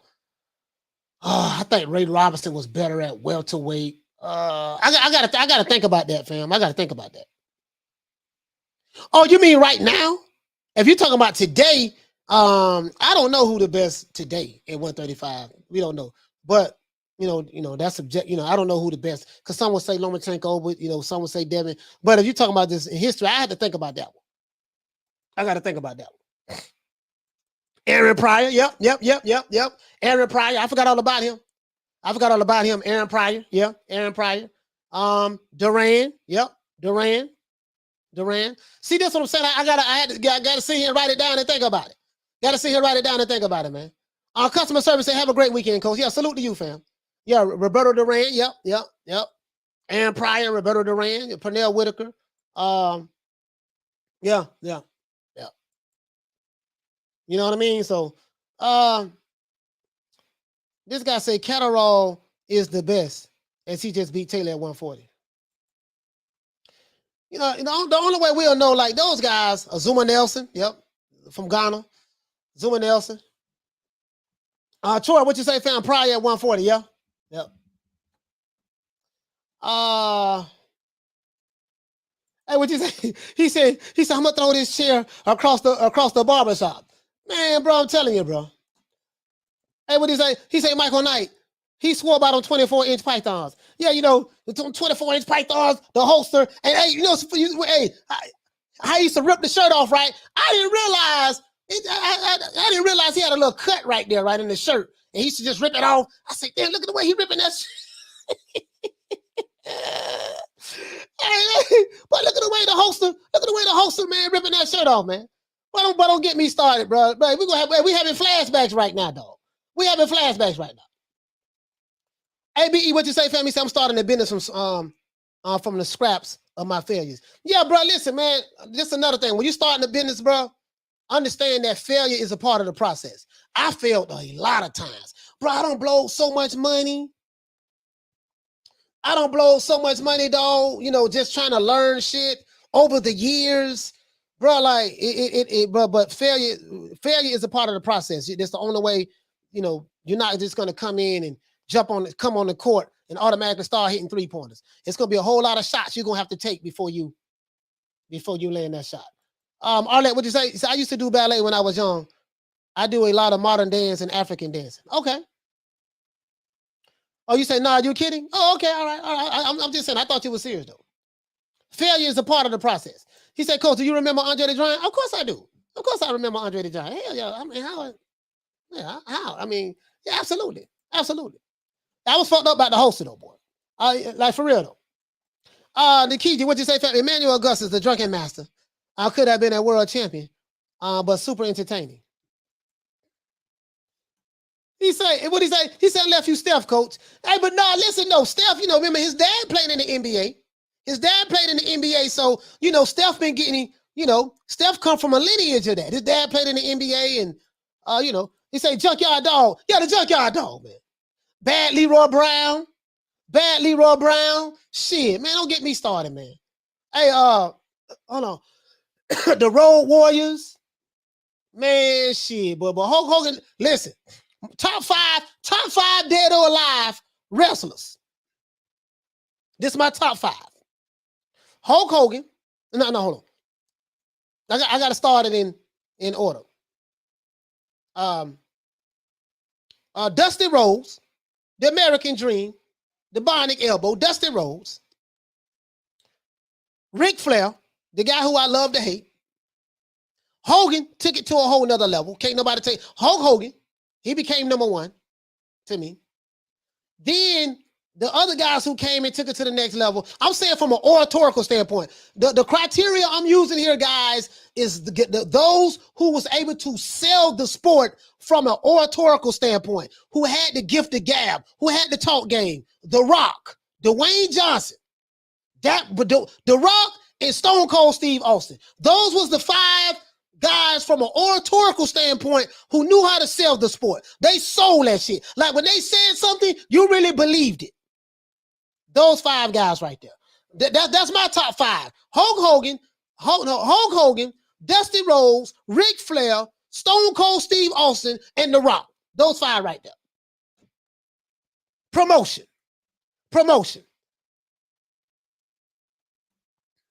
He said, give me a box. I can't though. I can't give you a boxing top 5.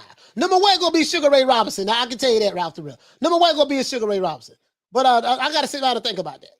That's my top 5. That's my talk. Nah, I can't forget about Rowdy Piper. Rowdy Piper. Can't forget about him. He was a good shit talker. He was another one. We might have to break down the bad guys. Like who was the bad guy? You got Kevin Sullivan, Rowdy Piper. The bad guys. Who shit. Stone Cold. I gotta think about it. I gotta think about it though. Sid Vicious. Damn. Of course, the Undertaker. But Undertaker ain't really talk though. Undertaker sold the sport without talking. The Dead Man, the Ultimate Warrior. Yeah, that's right. Nikita Koloff. Yep. Nikita Koloff. Macho Man Randy Savage. Oh yeah. You know what, Arlette? You know I. Every time I turn my show on, I always see, you talking shit in the chat. Arlette, I'm telling you, Miss Elizabeth over there, and you got a Hulk Hogan behind me. I went to Detroit and I caught up with some of the brothers in Detroit, and they was, well, listen, man. Yeah, man, the doggone on. Macho Man was a motherfucker. Diamond Dallas Page, DDP, he was the first one to do The Rock before Jay-Z and them did it. That was Diamond Dallas Page. Mr. Perfect, yeah. I remember when Mr. Perfect was the manager. He was a manager. I remember when Mr. Perfect was a manager before he started wrestling. He said Goldust. Hell no. I ain't not Goldust. Hell no. No, hell not Goldust. Jimmy Superfly Snuka. Yeah. Jimmy Superfly Snuka. Rey Mysterio, yeah, man, Rey Mysterio. The Iron Sheik, okay, the Iron Sheik was funny. Yeah, he was crazy. The doggone, he said Coco B. Man, he said Coco Beware. Coco Beware used to always get his ass kicked. Shout out to Isaiah Jones for dropping that quarter of a bam dub on your boy. Hey, Leroy. Super chat received. Oh. Playtime's over, boy. We can't forget about Vader too. Vader was a motherfucker. Him and Sting had some classic matches. Classic matches as well. Hulk and the Animal, yeah, Hulk and the Animal, the Road Warriors. That's my favorite tag team. Lisa, what'd you say? You said, what wrestling match did you like more? Hulk Hogan versus the Ultimate Warrior, or Hulk Hogan versus The Rock? Oh, Hulk Hogan versus the Ultimate Warrior. Because it was that, Hulk Hogan versus The Rock. When him and The Rock fought, that was, he wasn't prime Hogan anymore, but I think The Rock kind of like took the mantle from Hulk Hogan. If I were to say the number one guy from an oratorical skill standpoint, I would probably have to maybe edge The Rock over Hogan. It's hard for me to do that. It's hard, but that The Rock. Remember The Rock era, man. When The Rock, when he took off, he took off. When he took off, he took off. You know what I mean? What do you He say how do you feel? How do you feel today? Bless. Well, I feel it doesn't matter how you feel today. Stone Cold was a mother. Yeah, listen, man. Stone Cold and The Rock, those two right there, like, he said, the brother said Coco be well. Oh, he said Goldberg. Yeah, Goldberg, but he didn't have the oratorical skills, though. I was talking about, like, the guy who sold it from an oratorical standpoint. Now, I used to like, say Mr. Perfect, Ted DiBiase, the $1 Million Man, the $1 Million, the $1 Million Man, Ted DiBiase. I'm talking about Virgil. Yeah, Virgil was like the sidekick. He say WWE SmackDown named after The Rock. See, I remember WWF. You know what I mean? Yeah, the Four Horsemen. I hated them motherfuckers. The Four Horsemen. Listen, listen. All they did was cheat. Yep, Triple H. I hated Triple H. Yeah, Bam Bam Bigelow. Yeah, certified pimp like a gigolo. Busta Rhymes, what the dealer, yo. Bam Bam Bigelow. I think where Bam Bam Bigelow from? New Jersey? Bam Bam Bigelow. Bam Bam Bigelow, man. Bad Leroy Brown. The honky tonk man. I ain't like the honky tonk man. Fake ass Elvis Presley.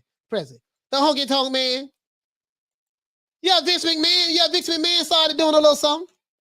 Yeah, Tully Blanchard. Yeah, Tully Blanchard. Yeah, Tully Blanchard. You talking about, yeah, man. Tully Blanchard, man. Arlette, you going back. Arlette, you telling your age now. She talking about Tully Blanchard, the Four Horsemen. Shout out to Isaiah for dropping that quarter of a bam dub on your boy. Hey, Leroy. Super chat received. Playtime. Oh, man. Boy. He said the big boss man. Yeah, the big boss man. Yeah, the prison guard. The big boss man. The Fabulous Freebirds. 702 Man Cat. Yeah, I forgot all about the Fabulous Freebirds. Fabulous Freebirds. The Undertaker. Jake the Snake with the DDT. Jake the Snake put that DDT on you quick, boy. He'll sit there, be looking around.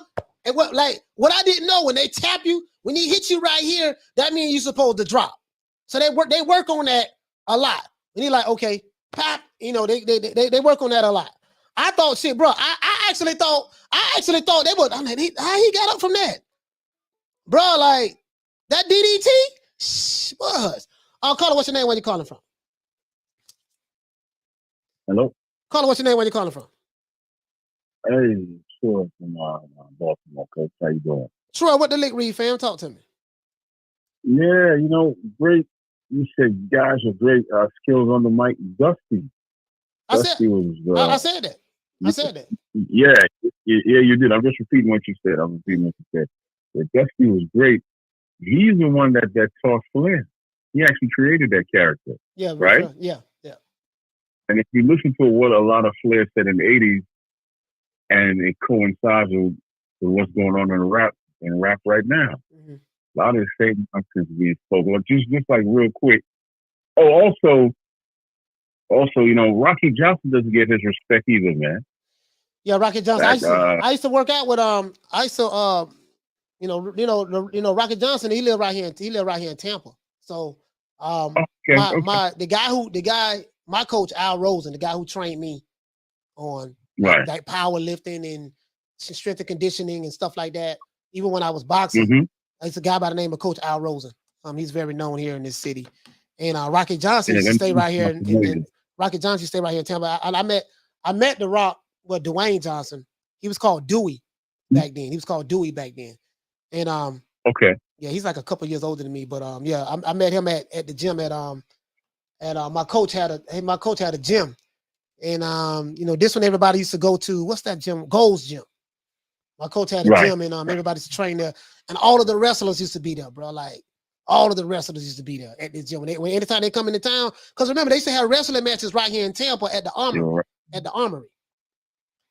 It's having right here at the Armory. Man. So because Rock Palmer doesn't get the respect I believe he deserves. Because if you look at the character that he was, and you look at his body, he's basically the prototype for all the current wrestlers with their build and all that. Mm-hmm. They're all, but to me personally, I think they based off him. Yeah. Because Vince is easy. He wants a certain build, right? Mm-hmm. And and I got to ride with you on Triple H. I could never stand him after the little promo he did with Booker T. That's when he was supposed to fight him. Yeah, I go back the days I'm talking about when it was NWA, the National Wrestling Alliance. Oh. Those days when they had Gordon Soley. Back in the 80s. Yeah, they had a Gordon Soley. You know what I mean? Those days back there, man, when they used to wrestle like different regions. They used to wrestle with different regions. Yeah, Big Ron Simmons. Yeah, man, just real quick. Yeah, Ron, because Ron was a football player and a tough dude for real. He wasn't playing. Yeah, I think he played in the USFL. I think he played. He might have played in the NFL, and I believe he played in the USFL as well. Yeah. Because he busted up the other brother, who punctured his ribs or his kidneys. I can't remember the other brother who put him out of wrestling for like 6 months. Bald-headed brother, real dark. You talking about Bad Leroy Brown from Chicago? He was the bad. I'm not sure where it was from. Yeah, I think it could have been Bad Leroy Brown. It could have been him if I'm not mistaken. I'm not but sure. Ron, Ron came back and they had a match and Ron busted these bosses behind. But real quick, I remember Floyd was doing a promo for a fight. You know, the Four Horsemen was supposed to have with Dusty and his people, right? Mm-hmm. And it was live on TV, and he said, "Yeah, man, I'm what do you used to say that I'm, that I'm jet coach." And the dude in the audience said, "Shut up, Flair." And Flair took off his shoe and said, "You see this shoe, boy? It costs more than your whole life." And then he Flair going off. Oh, you talking about Butch Reed? I think. No, something with an A. Yeah. Okay. Yeah, I can't remember. Yeah, for sure, man. But Troy, thanks for calling in, my brother. For sure. Thanks for calling in, Troy. All right, thanks, man. Salute to all Troy, right, man. Good show, man. Yeah, salute Have to Troy. laughing. Yes, sir. Bad News Brown. Yeah, man. Bad Leroy Brown, man, was a motherfucker, man, out of Chicago. He the one used to kick a motherfucker in the back of the head. Bap, kick you in the back of the head, knock your ass out. Booker T. Yeah, Booker T, the Harlem Heat was they was a good one. That was good. Booker T was a motherfucker too now. He's doing the spin-a-rooney. The spin-a-rooney. Oh man, the spin-a-rooney. Atlas, yeah, man. Yep, Bruiser Brody. Yeah, but I'm telling you, boy, I'm like, man, we need the doggone man. Man, listen, man. Bro, we need this shit. Ryan H., what you say, fam? He said, all jokes aside of the mouth. He said, can we give Cain Vasquez support for fighting against pedophiles? Yeah, man, absolutely, man. Yeah, absolutely. He was dead right about that. Absolutely. Absolutely, bro. I don't think nobody have a problem with what he did. I would have did the same goddamn thing, to be honest with you. All that, what'd you say? He said those dudes was frauds. They weren't even from Harlem. Charlotte, hold on. Can you dig it, sucker? Hey, that was, you know what? They didn't even talk like they was from Harlem. You know, you hit the nail right on the head, all that. All that, don't you know how I used to think they was from Harlem? Hey, all that bad in the motherfucker. She said them niggas when he's from Harlem, making us look bad. Can you dig it, sucker? Yeah, man, that's it there, man. Yeah, man. Kenneth, what you say, fam? He say wrestling today sucks. Yes, it does. Bro, this hey, listen, this shit in wrestling right now is so booted in. When you can sit back and I can see you guys talking to each other. All right, dog, I'm finna throw you against the ring ropes. When I throw you against the ring ropes, when you come back, that's when I'm gonna lift my leg up. I'm like, bro, like back then you didn't notice that they was talking to each other in the ring. That's when you know how to sell a sport. Nah, this shit's so fugazi. I don't even watch that shit no more. I don't even watch that. Wrestling is so fugazi now, dog. I can't even watch that shit, bro. I can't even watch it, dog. He said Coach still cooking. Yeah, man. Yeah, I can't even watch. We don't got on wrestling now, bro. We don't got on wrestling. I can't even watch that shit no more. This shit so fugazi, dog. Like this shit is terrible. Like, bro, this shit just terrible, bro. He said, yeah, right. Now it's just obviously phony. He say Texas boys, Harlem Heat. Maybe they had a Harlem in Texas. Maybe they got a Harlem in Texas, all that. He said AWE looks like little kids playing in the backyard. Oh, that shit look crazy. Like, I can't even watch that shit no more. I can't even watch wrestling no more, man. Like, this shit is... What you say? The women wrestling now, though. Oh, the women wrestling fire? It is? Yeah, I don't know nothing about the women wrestling. Yeah, I don't know nothing about the women wrestling. Yeah, I don't even watch it no more, bro. I gotta go back. I look at old videos on YouTube of the wrestling matches. Yeah, that's what I do. We call it wrestling. Yeah, man. We gonna wrestle. No, we from the South, old country ass niggas. So we say wrestling. We don't say wrestle. We say wrestling. Yeah, he was wrestling out there, man. Yeah, Texas. He said, "What about Texas Tornado?" Kerry Von Erich. Kerry Von Erich. Yes, sir. Dusty Rose was from Texas too. Dusty Rose, Blackjack Mulligan. Blackjack Mulligan was from Texas as well. I used to love Blackjack Mulligan, boy. Blackjack Mulligan, Kevin Sullivan. When the American Dream, Dusty Rhodes come down and I drop the bionic elbow. You know, when you get hit with the bionic elbow, like, bro, I used to be mesmerized by doggone Dusty. Dusty he go to talking, and then Hulk Hogan came out, had me doing push-ups every day, ripping my t-shirts off, and popping and eating Flintstone vitamins. He say, Bob Backlund, yeah, Bob Backlund, another one. He said, you seen, Coach, you seen Mayweather versus Big Show? Man, that was some bullshit. I couldn't watch that shit. I couldn't watch that shit, dog. Mark Henry, Big Mark Henry, the strongest man in the world. Big John Stud. Yeah, all that. You right, Big John Stud. Yeah. Big John Stud. Yeah, Big John Stud. Schoolo, he said we like to say that too in North Carolina, Coach. Yeah, it's a southern thing. It's a southern thing. You know, yeah, man, you know. We don't say Maine. I got that from Tennessee. I used to drive trucks to go through Tennessee a lot. And that's what they say in Memphis. I used to go through Memphis and stuff. Memphis, Nashville stuff. Yeah, man. And then in Texas, they talk like that too. You know, they talk like that. That's why I got that shit from. What he say popping vitamins, bro. Listen, bro. Cause Hulk Hogan, you say your prayers, take it. You know, you say, I like to say all them little Hulkamaniacs. I would like to say to all them my little Hulkamaniacs out there, say your prayers, take your vitamins, and maybe you too. And he just talk about those 24-inch pythons. So shit, you know, I'm 8, 9 years old. I don't ate a whole bottle of Flintstone vitamins in like a week. My mama like, damn, I just bought these goddamn vitamins. Bro, I don't ate like a whole bottle of Flintstone vitamins. Me and my cousin, I'm doing push-ups every day. And we got a little bird chest. We looking all in the mirror. Well, you couldn't tell us nothing, bro. Jaime Rivera, what'd you say, fam? Women wrestling better than the men. Okay, yeah, I didn't know that. I don't even watch it. Daniel Rios, he say Bud Crawford was a wrestler. No, but yeah, he do the real wrestling. He do the real wrestling. Hey, Kuyo, what he say? He said, I'm from Memphis, man. Yeah, yeah, man. Hey, Mr. Boxy Moves, he say, we say, man, I'm from Memphis. Yeah. Damn, so do. I used to drive trucks through Memphis. Yeah, man. What's going on, partner? Yeah, what's going on, man? You know what I mean? Shit. Hey, bro. So every time I say that, I think about Memphis. You know what I mean? I'm like, damn, I must drive through Memphis all the time, man. Be at the truck stops and stuff, kicking with them boys over there, man. I'm like, man, damn. Hey, Jose, what'd you say, Phil? He said those Flintstone vitamins were nasty though. Nah, the hell no, that wasn't nasty shit. Nah, maybe not the ones back then. Not the ones back then. They wasn't nasty to me. Shit. Listen, you gotta understand. My mindset, Jose. My mindset was, yeah, I'm gonna eat these. I'm gonna do these push-ups, eat these doggone vitamins, and I'm gonna have some big ass muscles. Shit. Nigga, we do about 100 push-ups a day. No, we should do 50 wide push-ups. We'll do like 5 sets of 50 wide, and then we'll do 5 sets of 50 close. You know what I'm saying? Shit.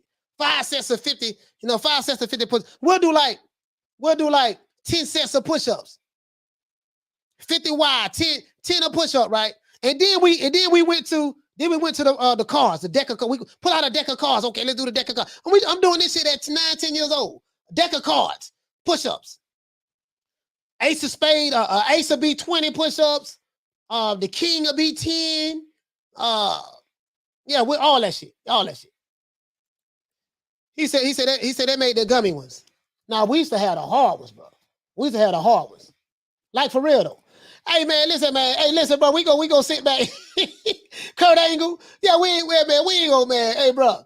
Hey, bro. I love talking about wrestling. Hey, we need to start a wrestling channel too. Let's start a wrestling channel just talk about old school shit. And we just have a day where we gonna talk about old school boxing and just old school wrestling. Hey man, let's give everybody a round of applause.